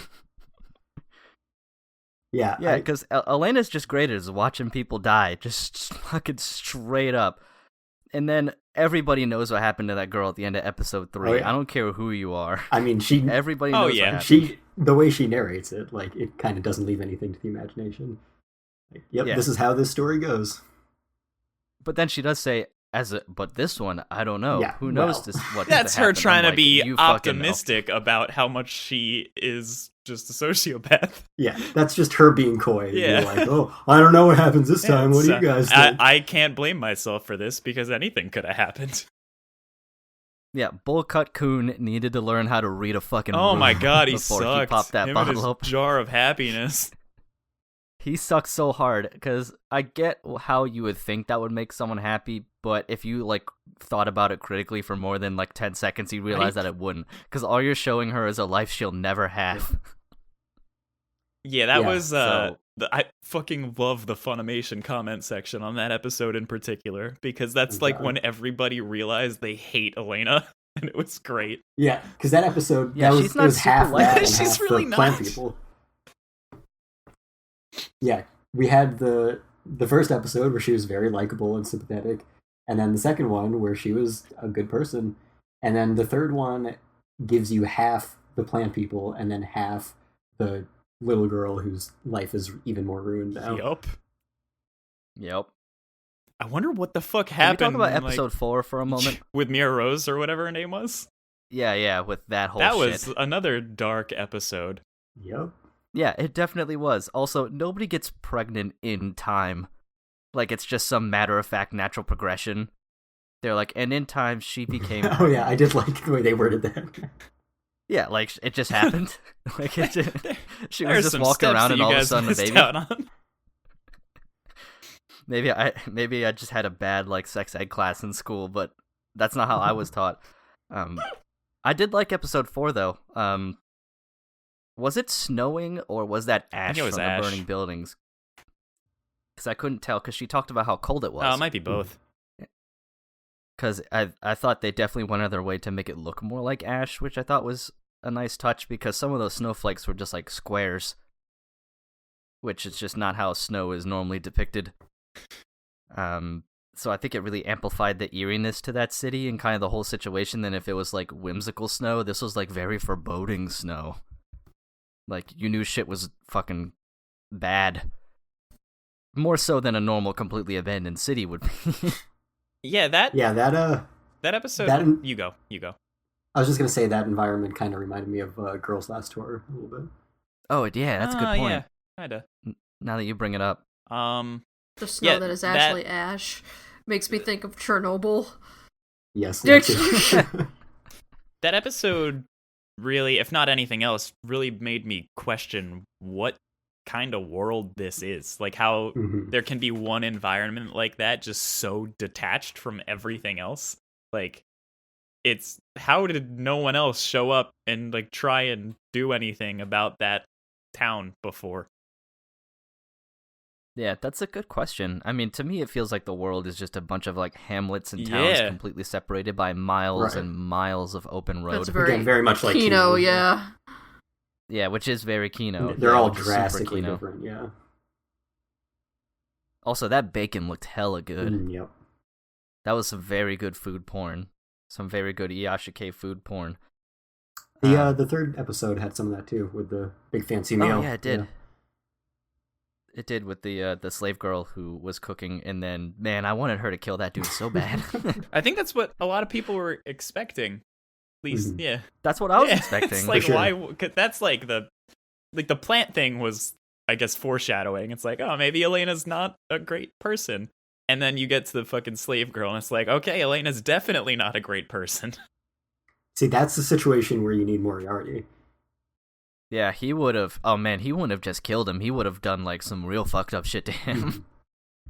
That would have been a very cathartic episode for people who don't like rich people, if it was a Moriarty episode. What'd you guys think of the amnesia angle at the end? I didn't get it. Mainly, and maybe you guys can help me out. I don't get why you give yourself amnesia when you get the memories back, you're, like, completely cool with it. I don't think that we should it sounds like... ground anything that Mira Rose did in sanity. She was definitely a disturbed person. Like, she's dealing with some trauma, so I feel like you can just write it off to that. Just write everything off. She's fucking crazy. It reminds me of the... Because normally when you think someone gave themselves amnesia, it's because they didn't want to feel the guilt of what they had done. And then she just leaves a letter about, like, what she did. Yeah, and then she leaves a letter, gets her memories back, and is, like, happy about it. You know, the circumstances are completely different, but everything about how that played out, especially how you just described it, is, like, Light in Death Note, again. When he gets his memory back, the whole Justice Plan scene. I don't even remember that. Really? That was one of the best episodes. Oh my God. That's such an iconic moment. Yeah. When was that? That shit was insane. It was like, you remember the arc where he had no memories of himself as Kira? I vaguely remember that, now that the you say Yotsuba group like that. arc? Yeah, so it was the end of that one, which was, shortly before the big turn for the end of the first half of it. You should watch Death Note again, or read it. I should watch it again, but only the first half, because I didn't like the second half. Yeah, I think the second half I think that's generally a common yeah, opinion. I mean, it's definitely weaker. I think it's a little stronger in the manga than the anime, because the anime just rushed by it, like, at double speed. So they cut out a lot. Right. So yeah, that's probably what I'll end up doing is, just writing all that off to, like, her mental breakdown. Yeah. Of everything that was going on. I'm curious as to where a witch's power ends in this universe, and if there's anybody that keeps them in check, because Mira Rose was just like a nuke. Right? Like, the difference between her and Elena is like fucking night and day. Like, yeah, she was just straight up Gilgamesh. she's stronger than Gilgamesh. When she did the Gilgamesh thing. Yeah, when she did the Gilgamesh thing, I was like, oh, she is just way, way, way, way too powerful for this universe. She didn't even like show any signs of fatigue and just did nothing but channel magic into a fucking pit for like 5 minutes straight. Yep. Much like Gilgamesh. Yeah. Oh my god. Yeah, she's terrifying. Yeah, and she's just one of probably dozens and dozens of people with that similar Right? power. And I'm wondering, like, where is there like some governing body making sure that they don't just destroy the entire Earth or whatever planet this is, this European like planet? Well, I think it's gonna cover all of Earth because we got Japan Girl from Japanland. Japanland. I wonder where they're going next. Oh, that's right. She was from Japanland. That's You can just tell by that was their also names, weird. yeah. And she's from a far off nation in the East where they all have black hair, etc. The usual. Yeah, because there's got to be something keeping them in check so they just don't enslave the entire normal population. Right. You'd think so.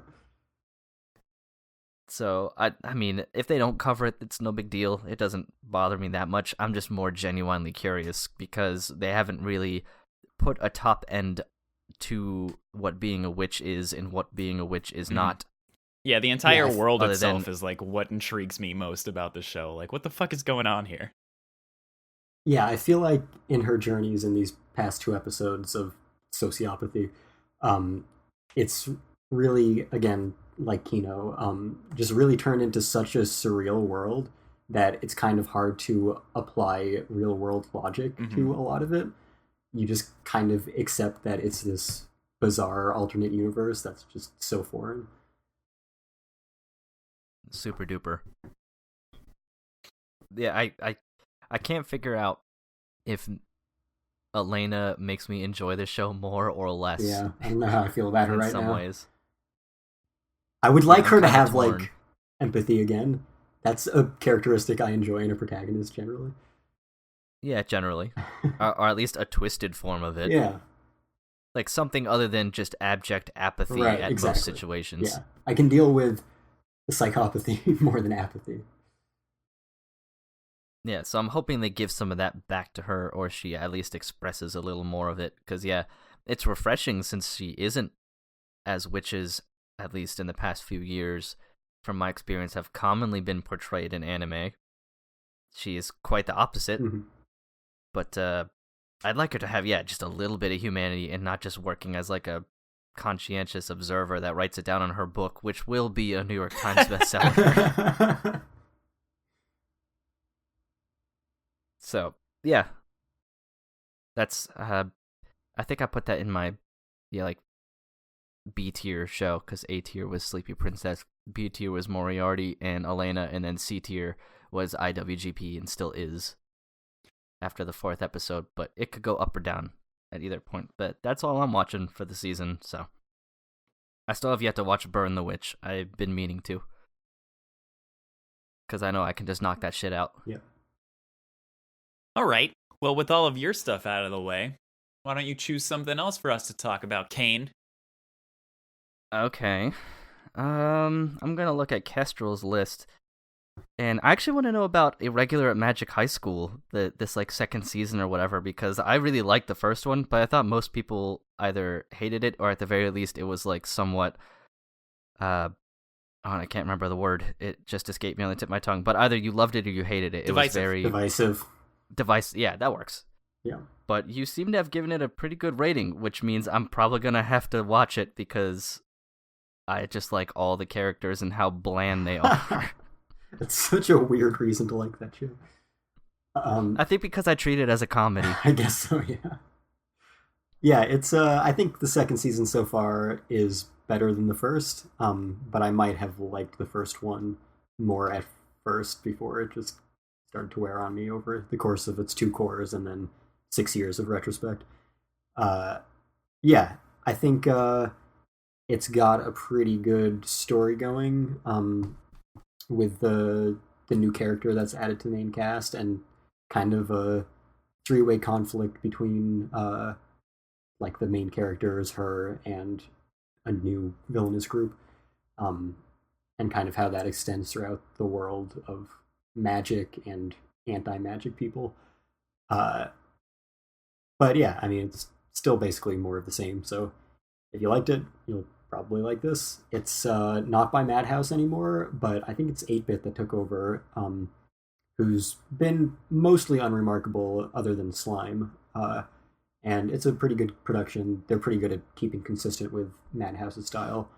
I'm pretty sure Taku Iwasaki's still doing the music, because that music bumps, as you might say. So yeah, it's generally more of the same. I'm a little more into it right now than maybe I was in the first season. So, your mileage may vary. What is the main guy's name? It's been so long. Tatsuya? Tatsuya, yeah. Yeah, I love Tatsuya. I've mentioned it before, but it's just mainly because he's such a blank slate that it's laughable. It is pretty comical, yeah. Yeah, I think that's the main reason. I'll have to tell my brother, too, because he liked Irregular Magic High School so much that he cosplayed as a student from it. Just like a random student at the school or whatever, but that's how much he enjoyed it, as opposed to myself or my roommates. But I'll have to let him know that there is another season and we can actually watch it. And apparently it's good, or at least on par with the first one. Yeah, reflecting on the first one, I was like, do I want to watch another season of this? I guess I'll give it a shot. So the first season, to me, is kind of on that level of, just barely warrants looking at more. But I've been enjoying it so far. Yeah, that's good enough for me, really. I'm not picky about it. Is Higurashi all fucked up yet? Okay. It's more fucked up than you'd think, really. Yeah. Because I know the show, or the property in general, is very fucked up, but I did read on Reddit or whatever that it does take some time to get there. Oh, it's more fucked up than the reasons that it's normally fucked up. Yeah, it's okay. I think today I messaged Kestrel on Slack about it, either today or yesterday. I can't remember which one it was. But I think I finally know what this season is, and I'm 95% sure this is an alternate telling rather than a sequel, and that was kind of up in the air before. I'm pretty sure they're just changing one major thing every arc and just turning it all into what if it happened this way scenarios. And it's like the ending of Clue. Yeah, like the ending of Clue. Yeah, exactly like that, right? Exactly like that. So far, after 5 episodes, it's not nearly as good as the original one. But I still don't even know if what I think it is accurate or not. Exactly. Yeah, so I'm not gonna have a concrete opinion of this show until the last arc, which is when I made my concrete opinion of the original Higurashi, because that's when things actually happen. I know nothing about Higurashi, but I know everything about Umineko. Mm-hmm. So, Everything. Somebody said that a character from Umineko shows up in this or is alluded to. And if it's the character who I think they were alluding to and what you just said, now things are making sense to me. So, and I don't even know anything about Higurashi, so, Yeah, and I don't know anything about Umineko, so this is, I don't know if we're gonna figure anything out, or figure any similarities out here. But it's a show, and I don't like what they did to the first arc of it. It's just, Higurashi, it's always been exaggerated. It was a very hyper-violent show in the first season. Not throughout the entire thing, but the climax of every arc was just shit gets real. And shit gets real in this Higurashi as well, but it's a lot less believable type of shit getting real. It was comically violent. Okay. Yeah. See, I just assumed it was always like that. Yeah, it's not like that. It's actually just violent in the original Higurashi.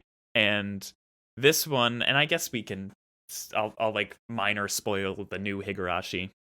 There's a part in the end of the last arc where he just fucking starts beating Rena over the head with an alarm clock.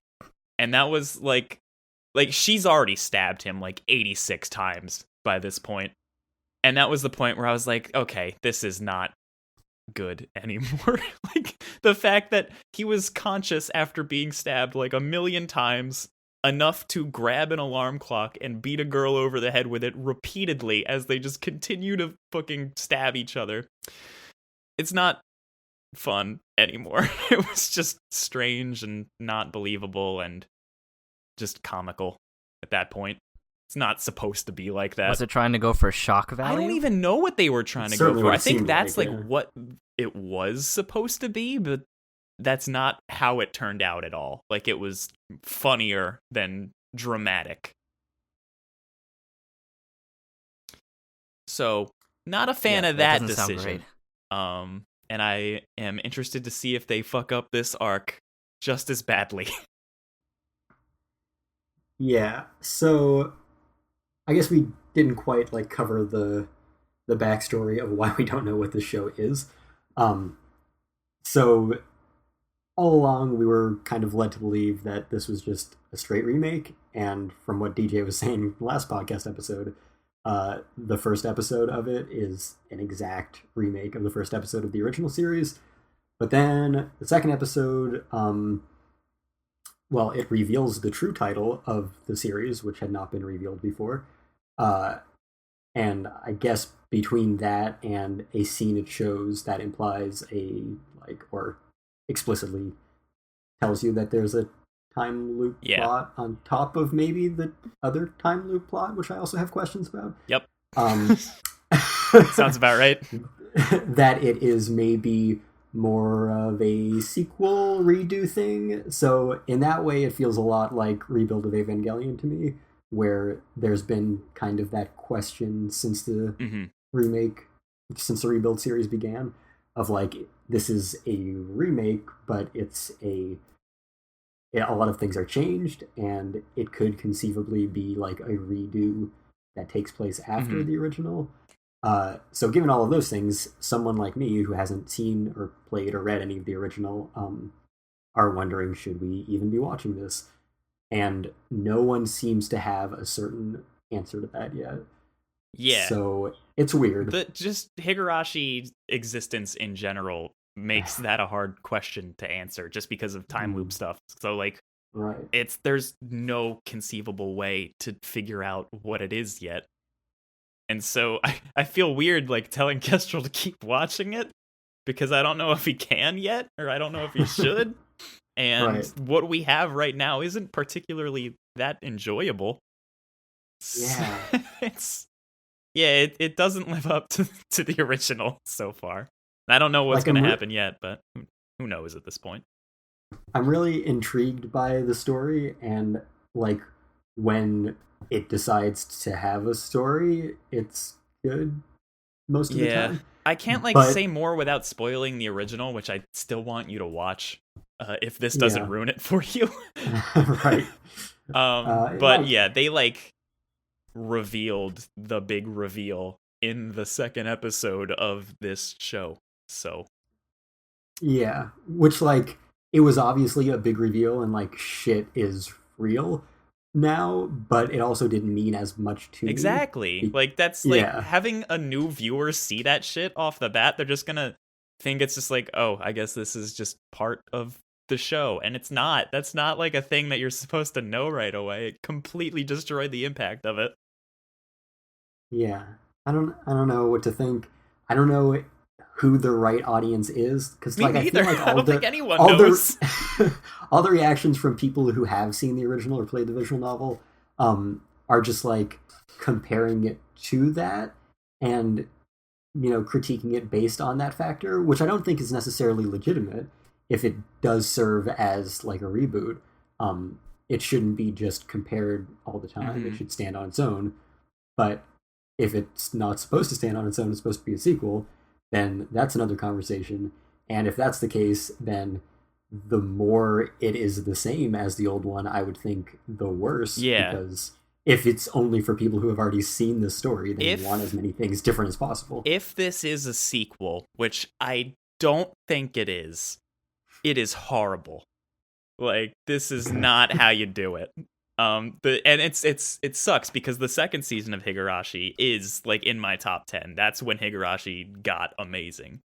The third season doesn't exist. That's not a thing that we talk about. But if this is a fourth season, which I guess there was also technically a mini fourth season of Higurashi that we also don't talk about.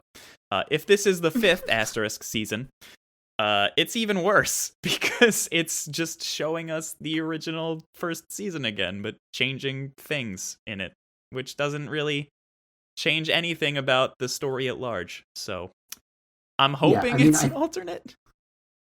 Yeah, the ideal situation, which I think, the rebuild of Evangelion does a good job at for its first two movies, especially the second one, is that, if it can just introduce new viewers to it, stand on its own, work as a new version of the story, and also offer new experiences to existing viewers, that's kind of ideal. But there seem to be a lot of questions about whether it's the right series for literally anyone. Yeah, like, you can't spoil the entire first season in the second episode of your show if it's a reboot. That's like if fucking Citizen Kane, like, his dying breath in the beginning is like, Rosebud, my sleigh. Like, the entire time you're like, okay, well, I know what it is. Like, it just ruins the impact of everything. But aside from all that, I was saying, when it decides to have a story, it's interesting, it's good. I'm intrigued about more and where that goes. But the rest of the time, it's so fucking annoying. It's so obnoxious. I hate everyone. It's even more exaggerated than the original version. Like, the characters, they were always kind of annoying just because, like, it's an old school feeling show where everybody is just a caricature. And they really play it up now. Yeah, and like, maybe the cast was less obnoxious when they were like not 50 years old, but they just sound so awful. Like, Soichiro Hoshi, he's really annoying in a lot of roles. Sometimes he's fine, but when they just have him play a role like this where he's just screeching, super annoying all the time, it's really rough. Yeah, and Keiichi the girls is are super not annoying. Particularly enjoyable. Yeah, I fucking hate Nipa. I always will. Every time I'm like, oh, this show's okay, then Rika says Nipa. I'm like, motherfucker. God damn it. And then, like, Rena fucking does her thing, too. Yeah, her cute thing. Ugh. Mion's my favorite. She doesn't have any annoying tropes. Exactly. I want to throw that out She's there. Like she just talks like a normal human being. Yeah. I don't know if you realize cool. This. She carries a gun around, like, on her fucking shirt strap. Just look at her shirt next time. No one has ever said anything about it in the show. It's just part of her design. She just has a gun. I feel like I noticed that one. Yes. No, I just love how it's never addressed at any point. But yeah, it's really annoying, especially everyone's voices. It's a very annoying show. Character quirks, and yeah, it kind of looks like shit. Like, in doesn't general, look good. It's an ugly show. Like, the only reason I have it at a B right now is just because I have, like, sentimental value attached to this show. Yeah, the only reason I haven't dropped it is because I feel like it has so much potential, and I'm just really intrigued to see where it goes and find out what it is and what it's supposed to be, and if it's the right show for me. But yeah, it's something that I should probably drop eventually. Yeah, it's a letdown so far. So yeah, here's hoping it gets better. Can I ask a question? What's up? Yeah, this is an honest question. I'm just gonna preface it by saying that. So, hearing you guys talk about it, is this show good? Or is it a show that's so bad but people desperately want to convince themselves it's good so they can lord over each other with how good they think it is? This one or Higurashi in general? Because you guys have done nothing but talk about how shitty it is. Yeah, this version of it is not good. It's the original version, which is not this show. On your list. The original version is very good.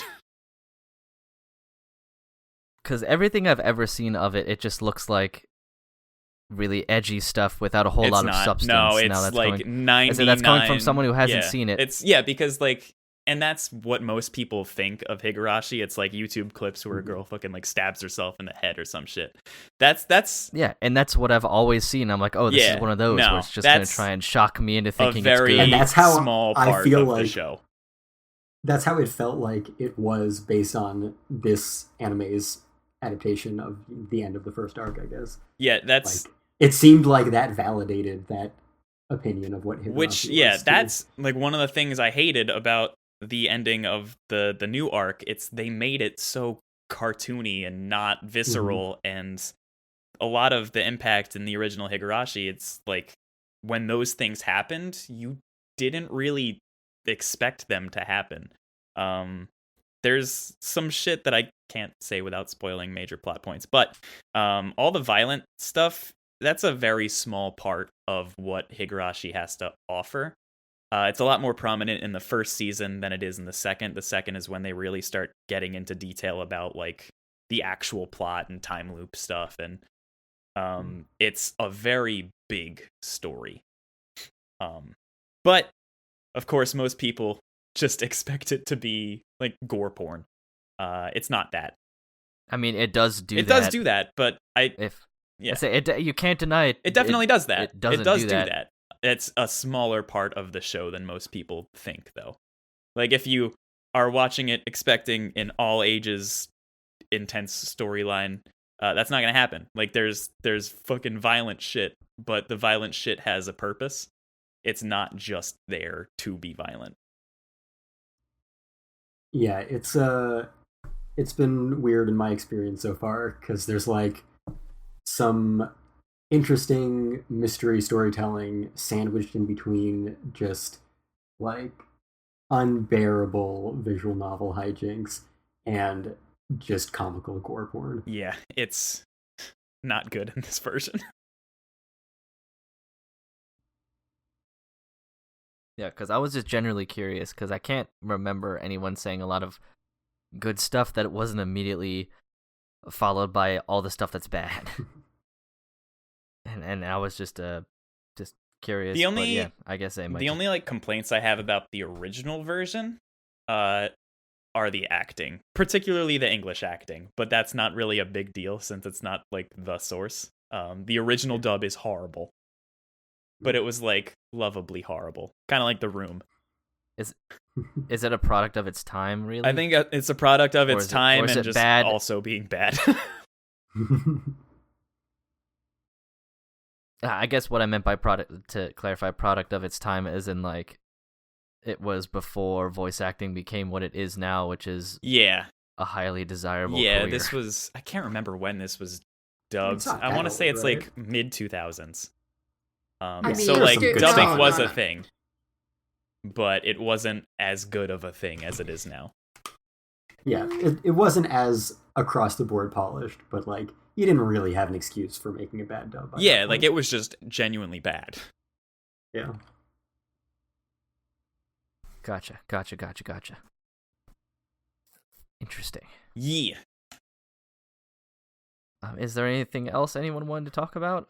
We're getting cuddly up with our 2-hour mark, so I don't know what we wanted to do here, but I know there's still plenty of shows, but I don't know if anyone was feeling it particularly strongly about any one of them that they really wanted to shout to the rooftops. I would like to hear Kestrel's opinions on The Day I Became a God, because he has it rather low, and I feel like there's good reason for that. Yeah, so this was the new key show that we were alluding to earlier. And, you know, this is kind of a repeat of my last comments of just, I don't like the beginning of visual novels. And even when Jun Maeda is writing an original story for a television series, he still writes it like a visual novel. It's true. Okay, that makes sense. Which is obnoxious, because I assume this is the same as the other two, and it's only going to be one core, where you do not have time to fuck around for this many episodes in the beginning. Okay. Which is the biggest problem with most visual novel adaptations, and especially like the key original series that are only one core. Like Angel Beats ended up being a very good series for a lot of really great reasons. But if it had been two cores, I think it could have been a masterpiece. Charlotte had a lot of problems, and a lot of that stemmed from fucking around a bunch in the beginning and then rushing like an entire arc in the last episode.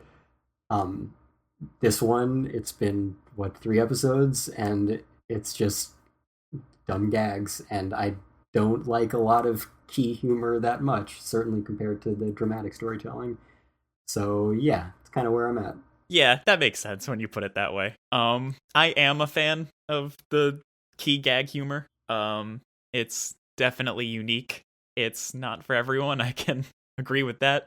But without really knowing where this show is going, like Kestrel said, fucking around, it could bite them in the ass with this. Like, if this story gets crazy serious, like I imagine it's going to, because it's a key show, I hope to be able to look back at this beginning part and be like, just that was me remembering when times were good and everyone was happy, right, and blah blah blah. Because like I love Clannad so much because there's a lot of that in Clannad, which granted has 4 cores, so there's time to fuck around.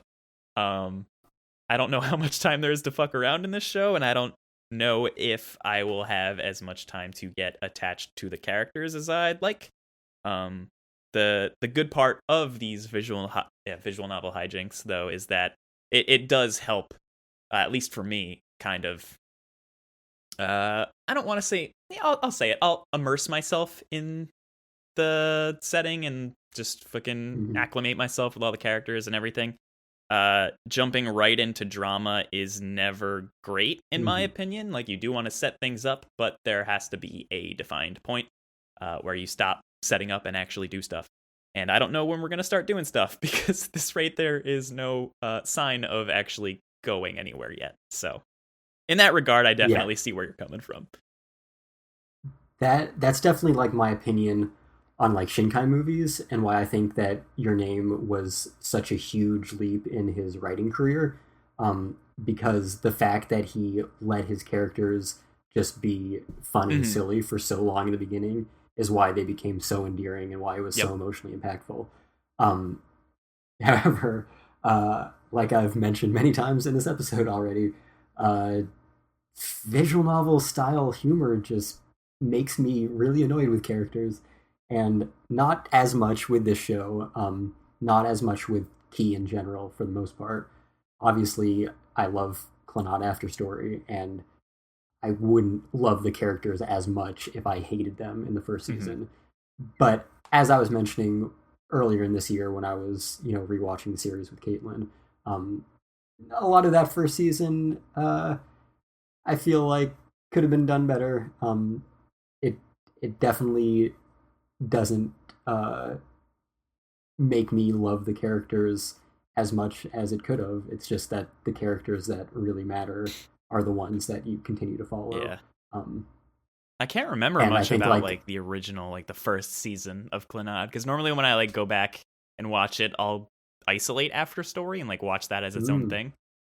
See, I've never done that. Yeah, I want to go back and watch OG Clannad again, because I think in my head I just like completely combined them. And so watching Clannad without the After Story part, I'll probably be able to come up with a better opinion on that as itself. It's just it's so heightened by what comes after it that it probably sticks in my head as greater than it probably was. Yeah, and like the first few episodes, there's some rough stuff in there. But it's interesting because of the impact that After Story had. My first time watching the first season of Clannad, I was like, I guess that was a little better than I expected, but certainly didn't seem that great. And then I watched After Story, and then the next several times I watched like the full series all the way through, which were all within like the next year. Watching through the first season, I was like, oh my god, I love these characters so much. But then after like 5 years of not watching any of it, and then going back and rewatching it from the beginning, I was like, yeah, I mean, I have this great sentimentality and nostalgia associated with the series because of what comes after. But from a more critical standpoint, there are a lot of problems with the first season that I can recognize. So yeah, that's kind of the key dynamic. at its best, I guess. Yeah. I'd love it if I could just adore a key story from beginning to end. But yeah, it's kind of Maeda's style, is the humor at the beginning that I don't love as much. So back to my, Shinkai comparison, I think Shinkai's style of comedic writing that he used in the beginning of Your Name is much more in line with what I find humorous and endearing and not obnoxious. Shinkai's less visual novel-y, which I understand. Although he did work in visual novels. He did. He worked on F. Yep. All right. Is that everything? So. Do we want to lightning round other things at all? I'm down to lightning round. That's mainly up to you and DJ, right, as Kate and I are cleaned out. A lightning round. I feel like we should at least acknowledge your number one that you didn't need to. My top show of the season, which has changed since our last episode. It was originally Love Live. Adachi and Shimamura is the Yuri show of this season, and so far it is fantastic. It's about two delinquent girls who start getting closer during their skipping of class because they're delinquents. And the entire story is mostly told through inner monologues, which is something I have a soft spot for. And both characters aren't particularly great people. So seeing a relationship develop between people who aren't exactly great socially is always fun, especially when it's a blooming first love between girls that are realizing they like girls for the first time. That's a recipe for success in my book, and it looks really good, and it's got one really strange supernatural element to it, which I guess is fun to throw into slice of life shows. Just one thing that makes the world seem not real and remind you that it's an anime. So that's my top show right now. We already talked about Love Live. We talked about Day I Became a God. D4DJ. It's Bang Dream. If you like Bang Dream with DJ, or if you like Bang Dream and you like DJs, watch this. It's fun. Tonikaku Kawaii is also fun. I don't really have a lot to say about that show, but it's cute, slice of lifey stuff. It has a similar visual aesthetic to Tsurezure Children, which makes me happy. And it's just fluffy, and I want to hug everybody. Wandering Witch, Higurashi, Gymnastic Samurai. Nobody's talking about this, and it's pretty good. It's a dude, a retiring gymnast who tries to not retire anymore and become glorious again because he's a fucking former gold medalist or some shit. And it's just a return to form show. Other than that, there's not really anything worth noting. I do want to say though, Hypnosis Mike, the rap battle anime, is now above Ikebukuro Westgate Park for me. So they're both bad. It's just one is bad and fun to watch. Which is the less threatening gang? What do you mean? Out of all of the, between the because there are multiple gangs in Hypnosis Mike. Oh, okay. So the gangs in that show in general versus the good boys of Ikebukuro. Okay, can the Hypnosis Mike dudes use their mic? Because that's just how people fight in that anime. There's no actual fighting. It's just rap battling. A dude holds up a bank with rapping, and it's sweet. But I feel like you've already answered my question. Yeah, okay, yeah. So the Hypnosis Mike dudes would win if they can use their mics. The answer wasn't who would win. It's who's less threatening. And no matter how unthreatening the good boys are, the guys who fight with mics are less threatening. I don't know, man. The cops are afraid of the mics. All right. Yeah, the cops are not afraid of the gangs in IWGP, so that is a definite step up for the microphone. Yeah, there are illegal gangs. mics too. That's how a dude holds up the store. He's got illegal mics. That's it's fucking so dumb, and it's amazing. It's great though because I'm realizing now the show does not take itself seriously at all, and so that makes it better. Yeah, you kind of can't with that premise. No. Yeah, you'd be hard pressed to do that. Okay, so you're not gonna go over anything else on your list then? I don't think so. Kuma Bear times 4 is fun. Chocobare Fruit Tart's fun. Oh, you're probably going to talk about Jujutsu Kaisen more than I am, so you can take the lead on that. Okay, yeah, so I guess going through my list, not counting stuff that's always running, New Haikyuu, it's kind of same as the last one, definitely down in quality from the first 3 seasons, especially the third one, which is definitely peak Haikyuu. So hopefully it improves and, returns to form eventually. But yeah, Jujutsu Kaisen is really good. It's continuing on the trend of really high quality Weekly Shonen Jump adaptations, which I continue to be very happy to see. The animation is incredible, definitely the best animated show of the season. Yeah. And it's kind of got that vibe of how these recent Weekly Shonen Jump adaptations have been going, where it's going to be 2 cores, which most of them have been. So you get nice brisk pacing. You kind of hit all the sweet spots of a good shonen show right off the bat. It gets you into your plot line, gets you introduced to your characters, builds some fun dynamics, has amazing action choreography, and yeah, it's just a really polished production all around. Mm-hmm. And if you're into shonen stuff, it's pretty ideal for that kind of storytelling. Yeah, I agree with pretty much all of that. I'm not a big fan of shonen, which is why it's a little lower on my list than it is for you. But I will completely acknowledge that it's very well made. The animation is ridiculously good, and I just don't really care about any of the characters or the story itself, so that knocks it down a peg for me. But it's still enjoyable. I have no intention of dropping it at any time. Right.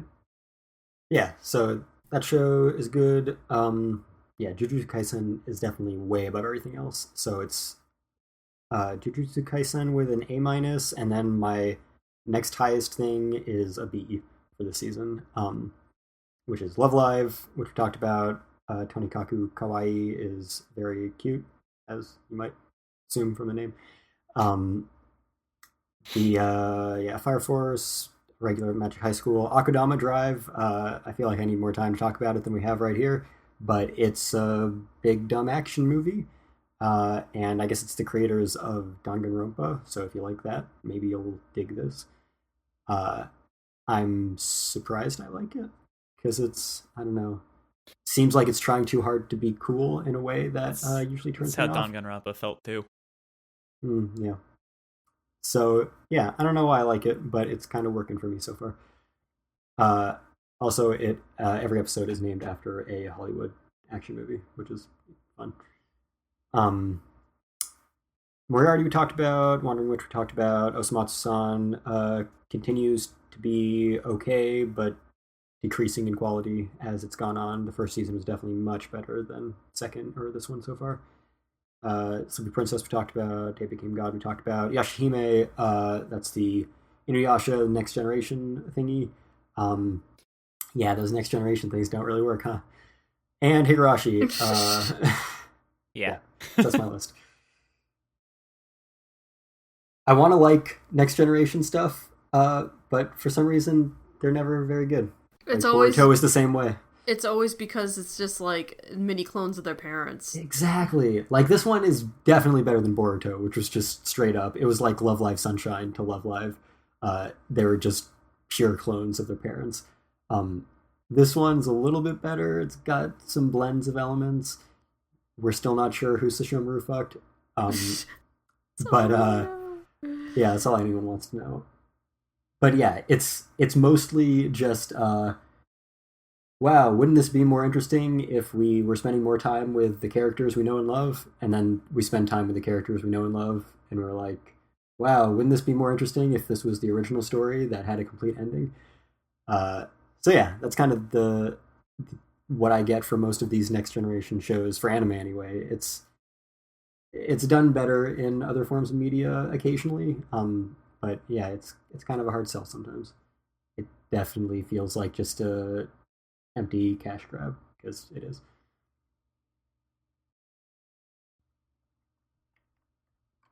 Scathing. All right, are we ready to recommend stuff? Are we? I am. I can talk about mine first. Yeah, I got one thing. There is a pretty sizable sale on Denpasoft right now, which is one of the biggest visual novel retailers, I guess, digital retailers, as far as English localizations go. So there's a huge sale over there, and I'm pretty sure their entire catalog is discounted at some point. And my second favorite visual novel of all time, Hoshizora no Memoria, is on there, and you should play it if you like cute stuff and reading for like a bajillion hours before anything happens, which is true visual novel fashion. And I love it. But people like Kestrel don't. So if you're like Kestrel, don't get it. If you're like me, get it. The end. Is your first favorite visual novel of all time Lessons in Love? Yeah, that's a pretty great game. So I'm going to recommend that as well. Side note, we passed the $5,000 per month landmark, so we're getting a bunch more fucking characters soon. And I want to thank all of the presumably 0 people from this podcast who have pledged to me on Patreon. But maybe you could be the first. No, Check out Lessons in Love on Patreon. I hate the very idea of you being successful. I'm like legitimately conflicted about it. Like, I'm really proud of DJ, but it makes me feel really shitty about myself. Yeah, I'm kind of there. At least I have a job now. Kestra, what do you think that objectively you'd have a better chance of finishing, a visual novel or like an old school LucasArts adventure game? Oh God. Ooh. I have no idea. I have never looked Monkey into Island those, or whatever. Even a little bit. Yeah, Monkey Island or Full Throttle. That's not LucasArts, but that's another classic. Those games were Actually, that fucking might be tough, LucasArts. weren't they? Like, you had to do some weird shit in Monkey Island. I mean, They're not tough in that they're difficult. They're tough in that they don't Yeah, make exactly. any sense. Yeah, and eventually it just turns into clicking all over the screen Exactly. and hoping something works. Yes. Yeah. Yes. That definitely sounds worse than most visual novels. That's kind of I've how made my it visual through novel a lot is. of hours of visual novels. It's like you've got to choose, like you have to go out of your way to choose options you wouldn't normally choose to progress in my game. So your visual novel is just everything I hate. It's like the Dark Souls of visual novels. So many. That's literally so everything I many hate fucking combined. people are just like, I'm stuck, and I'm just like, read better. The only reason that I'm fine with slogging through a billion hours of a visual novel is because it's so easy. Yeah, this isn't. Sounds awful. But apparently it's great. It has made me good money. That good money.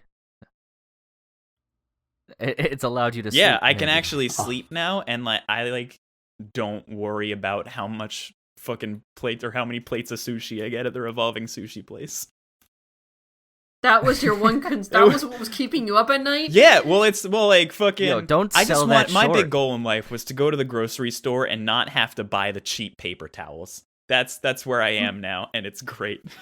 My goal in life is to not die from COVID. That's also a pretty good goal right now. DJ's a bounty boy now. I don't know what that means, but I suppose I quicker am. picker-upper. Oh, like bounty paper paper towels. towel. Yeah, I was also like, what, a bounty hunter? Yeah. I'd be like, wow, damn. No. I was doing. I actually paper don't have towel any reference. paper towels in my house right now because I forgot to buy them. But if I did, Oh, whoops. it would have been the nice kind. Oh my god. Fantastic. Kestrel, do you have anything to recommend? So I don't have any anime recommendations for the next few weeks, but speaking of bounty hunters, I recommended this. This is not anime, by the way, but it fits in with Fandom Post. I recommended this when the first season was coming out because it's just a good show. And by the time this episode is out, the second season will have begun, and that is The Mandalorian. And the reason I am taking care to recommend it again is because I have watched nearly the entire Star Wars canon in the past few months, so I am Christ. much more deeply invested in the universe and its lore now. And not only do I care a lot more about Mandalorians in general, but there's a bunch of stuff from those series that I just watched that are going to be factored into the second season. So I'm very much looking forward to that because everyone on that show, especially Jon Favreau and Dave Filoni, are just fucking kicking ass. It's so good. The first season is pretty accessible to like non-Star Wars fans. And it's just a really good like Lone Wolf and Cub type show. And also, You mean spaghetti western? I mean, it's specifically the Lone Wolf and Cub dynamic of the badass Western samurai father and the baby that he wheels around and protects while he kills Don't let the dudes. internet hear you say that. What? It seems like the internet's torn between is it a western or is it a samurai movie, and people aren't willing to say it's both. Yeah, that's the great thing, is that it's a different genre every episode, at least in the first season. It's getting a little bit less episodic, I think, by the end of the first season and into the second. But yeah, one of the episodes is just straight up Seven Samurai, which I thought was like a cool novel idea until I watched the Clone Wars, and one of the episodes of that is 1000% Seven Samurai, to the point that they acknowledge Kurosawa in the beginning. So yeah, anyway, if you're into Star Wars or not, check out The Mandalorian, because it is a good show. And if you're not, you'll probably be confused by part of the second season based on what it's supposed to include. Star Wars is based off of a Kurosawa property in general, Hidden Fortress. Yeah, that's true. And there are a lot of Kurosawa references of different kinds in the original trilogy as well. So it makes a lot of sense that both The Clone Wars and The Mandalorian would have Seven Samurai episodes. Kessler, you've done yourself some favors and some grave misdeeds by watching the Star Wars canon.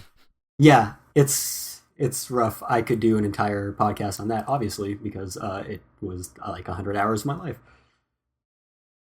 And yet you can't finish one visual novel. Visual I novels did! are long, man. Kestrel finished like Here's the 3 thing. visual novels. Thank you very much. All right, I finished Steins Gate twice, because one of them was... Listen, I'm trying to get him mad. One of them was basically an anime. So I finished Steins Gate twice, which isn't that long. And all of Muv-Luv, between Extra, Unlimited, and Alternative, with all the endings, I think. Alternative doesn't give you like a CG counter, so I don't know. It doesn't? I think it's Really? everything. No, yeah, Weird, it's weird. yeah. But it's like 99% linear, and then at the very end you get a few choices and it gives you like a minute of new content. So it's completely unnecessary to think of it as a visual novel. But anyway, the thing about shows versus games in general and visual novels is that with a show I can always see the finish line because I always know how long it is. So, even if I'm watching, what was it, 133 episodes of the Clone Wars? Jesus, that many? Oh my God. And then 74 of Rebels. At least I know exactly how much I've got to get through. And I will say that the final arc of the Clone Wars, which came out this year, is the best of Star Wars. Damn, that's a take. Yeah, I don't think it's that hot of a take. If you've made it through Clone Wars and got to that final arc, it is the best shit. Yeah, people really and that's love like Clone counting Wars. the movies and shit too. Like it's better than those. Absolutely. Wow. Absolutely. Okay. Oh yeah. Oh yeah, definitely. Like not even close. Yeah, the Clone Wars probably has the worst of Star Wars too. Like there's some shit in there, and the worst part about it is that it's all dependent on the original trilogy, which is mostly bad. There's some shit in the Clone Wars that's probably worse than any of that. But in 133 episodes, you get a wide range of quality. Like I said, I could do a whole podcast on this. Indeed. Yeah, I don't have a whole lot to recommend either, except the new Lupin the Third movie. Well, not new, but new to us, essentially. The Pursuit of Harumao's Treasure came out a couple days ago, and that's a really fun Lupin romp. So if you like Lupin, give it a watch. It's not Tony Oliver Lupin, which is mine and many others' favorite Lupin. It is Sonny Strait, which is still fine. That's a decent Lupin, but yeah, it's one of the better Lupin movies that I have seen, and I've watched plenty of them, and this is one of the probably more top tier ones. I think it's from the 90s, maybe mid 90s or so. But yeah, I'd give that a shot if you like Lupin, if you like the idea of Lupin. It's a fun like story about thieves and shit. So you can't really go that wrong. But that's about it. I was scrolling through the releases, and there's nothing really grabbing me other than that for, like the next couple weeks, maybe even like the next month. Unless you want to buy Dragon Ball Z steelbooks for some god-awful reason. Okay, so here's the thing. I gotta address this. Speaking of Star Wars and the fact that you can't get the fucking version you want, this is the best way that you can own Dragon Ball Z right now. Because it just still sucks. It still sucks, but the other options are cropped with a quarter of the picture missing, or the Dragon Boxes, which you have to hunt down, much like the Dragon Balls themselves, scattered across the world and with which is fun. That's kind of fun. Life-threatening circumstances revolving around them, because if you find a copy of one, then it'll probably be hundreds of dollars.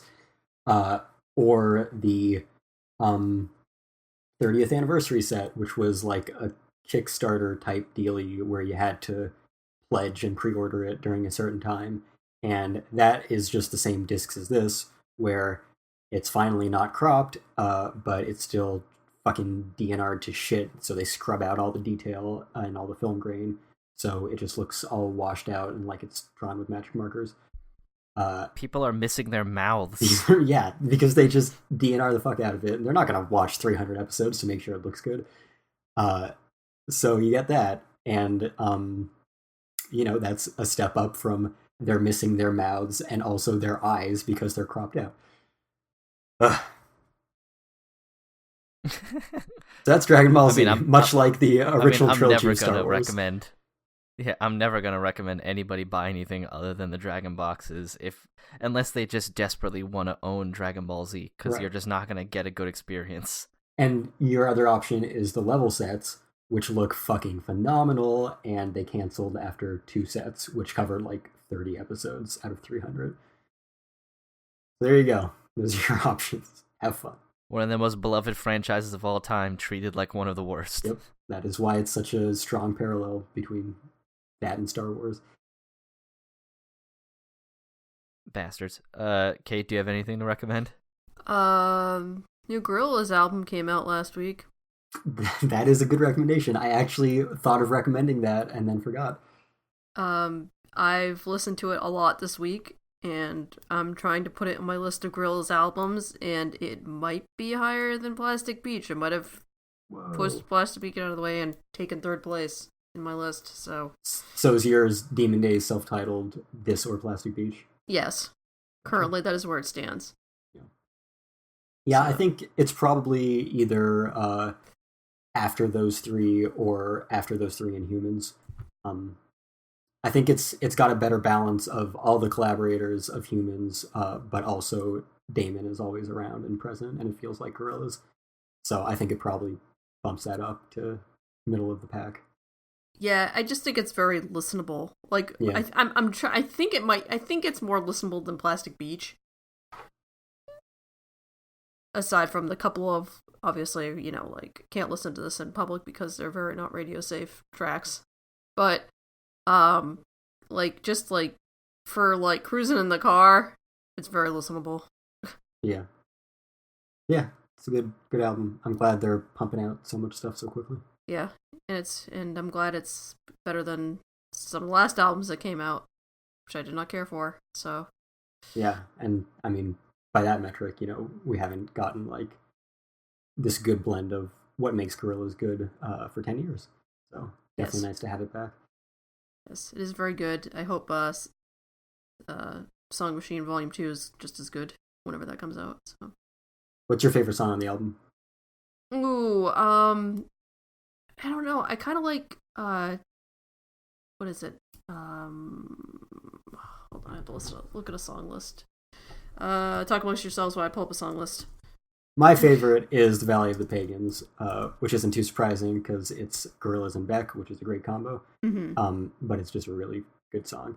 And my least favorite is Friday the 13th, which I always expect to really hate when it starts, but I only marginally dislike by the end. I'm torn between Désolé and Dead Butterflies, I think. Yeah. So. Nice. They're both good. I'm surprised at how much I like Pink Phantom. Yeah, Pink Phantom is probably my second favorite on the album. The rapper, I think he is definitely an unwelcome third wheel there, but again, like Gorillaz plus Elton John, it just kicks ass. he's in it so very little. Like the first time I heard it, it felt like overpowering in the track, but now it's just kind of like, oh, that's kind of like in the background now for most of the track. Yeah. Like, but it's more passive than it felt at the beginning. Which is fine. It's serviceable. Yeah. I know. It's a good album. It's a good album. I like episodes where I can talk about anime, Star Wars, and Gorillaz. Yeah. Good times. Good times. So, right, well, if that's everything. Yeah, you want to know where you can find us, guys? Yes, please. Yeah. So you can find us on Apple Podcasts, Google Podcasts, Spotify, SoundCloud, Stitcher, Alexa, iHeartRadio, fandompost.com, Twitter and Facebook. Follow us there, share our stuff. fandompostradio@gmail.com. Get in contact with us there, as well as those social media platforms. I'm going to also contribute to the Fandom Post Patreon, because based on Chris's recent posts, maybe there won't be a Fandom Post in a few months, in which case I don't know if there will be a Fandom Post Radio in a few months. So that would be cool if that all survived. So go give him money, please. Yeah, do that. I missed something, apparently. Did you not see that, Kate? No. Oh, well. There's a big dramatic article entitled "The Fandom Post Has 3 Months to Live," which is now also like the main ad banner on the site at all times. Oh yeah, look at that. Well, thanks for listening, everybody. This is like an employee coming into work, being the last one to find out that they were fired. Everybody's just apologizing to them. They're like, what's wrong? Exactly. I've been busy. I got a new job, so. Oh yeah, and you can find me on Twitter at FullMetalKyoma. Yes, please. DJ, what you about can follow me on Twitter at DJ No Style. Excellent. Kate, how about you? I'm on Twitter at SonicBug. I don't have anything else to say. Give us money. Fantastic. And by us, I mean Chris. Give Chris money. Keep our website stuff up. Give monies now, please. But yeah, all right. Well then, as always, you can find me here in the podcast exclusively. I don't really do a lot of social media, so everyone, thanks for listening. Please support the podcast, and please support the Fandom Post website. Nobody wants it to see it go away in 3 months, especially the folks here at the podcast and anybody who has any sort of financial incentive or emotional incentive into it.